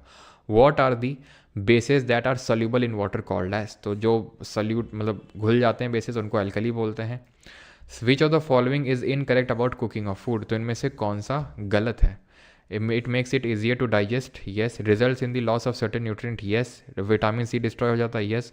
विटामिन डी डिस्ट्रॉय नहीं होता, विटामिन डी तो हमारी बॉडी सनलाइट से और बाकी सोर्सेज से सिंथेसाइज करती है। Which food item has a pH value between 2 से 3? 2 से 3 के बीच में किसका पीएच वैल्यू होता है? टमाटर के जूस का, ब्लैकबेरी जूस, एप्पल जूस या फिर लेमन? तो ये होता है लेमन का। 2 से थोड़ा सा इसका बड़ा होता है, ठीक है। 1.6 किसका होता है? गैस्ट्रिक जूस का। और आखिरी क्वेश्चन है ये आपका, विच of the following is chemical formula of baking soda? तो बेकिंग सोडा क्या है? NaHCO3। आई थिंक वही क्वेश्चन है बार बार, ठीक है। तो ये आप होमवर्क में करेंगे, बाकी जो भी आपका डाउट होगा तो आप बता देंगे, और जब हमारी अगली बैच में क्लास होगी तो उसमें हम इनको देख लेंगे, ठीक है। तो मैंने 5 क्वेश्चन, आई थिंक 5-6 क्वेश्चन वहाँ पर छूटे थे SSC वाले, और 15, आई थिंक 10-15 क्वेश्चन यहाँ पे है, ठीक है। ये कुछ क्वेश्चन छूटे थे यहाँ पे।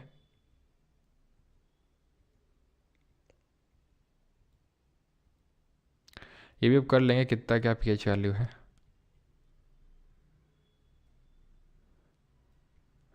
चलो ये तो ये वाला क्वेश्चन करो, what is the coordination number of Na positive and Cl negative in NaCl का लैटिस? तो NaCl का जो लैटिस स्ट्रक्चर बनता है, आपने क्लास 11 में पढ़ा होगा, उसमें एक Na पॉजिटिव के लिए 6 Cl नेगेटिव चाहिए होते हैं, ठीक है। तो 1,6 हो जाएगा इसका। बाकी ये तो यार कर ही लोगे। ह्यूमन बॉडी कितने पीएच रेंज पे काम करती है? ऑर्गेनिक केमिस्ट्री भी पढ़ाओ भैया, कल कार्बन एंड इट्स कंपाउंड होगा, ठीक है। उसी को ऑर्गेनिक केमिस्ट्री बोलते हैं शायद, है कि नहीं? अगर पता हो तो थोड़ा बहुत। 7 से 7.8 नैरो पीएच रेंज पे हमारी बॉडी वर्क करती है। बोरैक्स क्या होता है? Na2B4O7। सोडियम बोरॉन, ठीक है, sodium boron O7, sodium boron oxygen, ये तो हट जाएगा। मैग्नीशियम नहीं होता है उसमें, ये भी हट जाएगा। नाइट्रोजन भी नहीं होता है, आपका ये हो जाएगा, ठीक। चलो, तो ब्लीचिंग पाउडर वगैरह सब आपको पता है, ठीक है। आप इसको जितने भी क्वेश्चन बाकी करेंगे सॉल्व करेंगे, और अगर किसी में डाउट होगा तो जो हमारी नेक्स्ट क्लास होगी बैच में, उसमें आप क्वेश्चन पूछ सकते हैं। फिजिक्स नहीं स्टार्ट होगी अभी, केमिस्ट्री स्टार्ट होगी, ऑलराइट। बाकी जिन लोगों को बैच वगैरह लेना है तो एनरोल कर सकते हैं।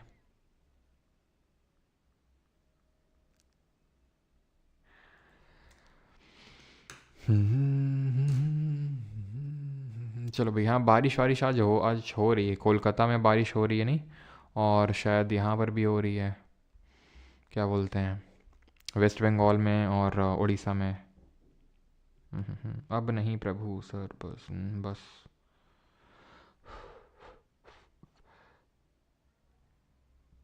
सर ये क्वेश्चन पॉलिटी रिलेटेड है, आर्टिकल कितने तक याद करूँ? आर्टिकल जितने याद करवाएं उतने याद करने हैं आपको, मतलब सारे नहीं याद करने हैं, लेकिन पार्ट 5 मतलब फंडामेंटल राइट, DPSP, इन सब के तो याद होने ही चाहिए। बाकी पार्ट 5 पार्ट 6 वो सब मैंने बताया था आपको, है ना। हिस्ट्री में 1 महीना तो लगेगा ही, ठीक है, 1 महीना तो लगेगा ही आपको।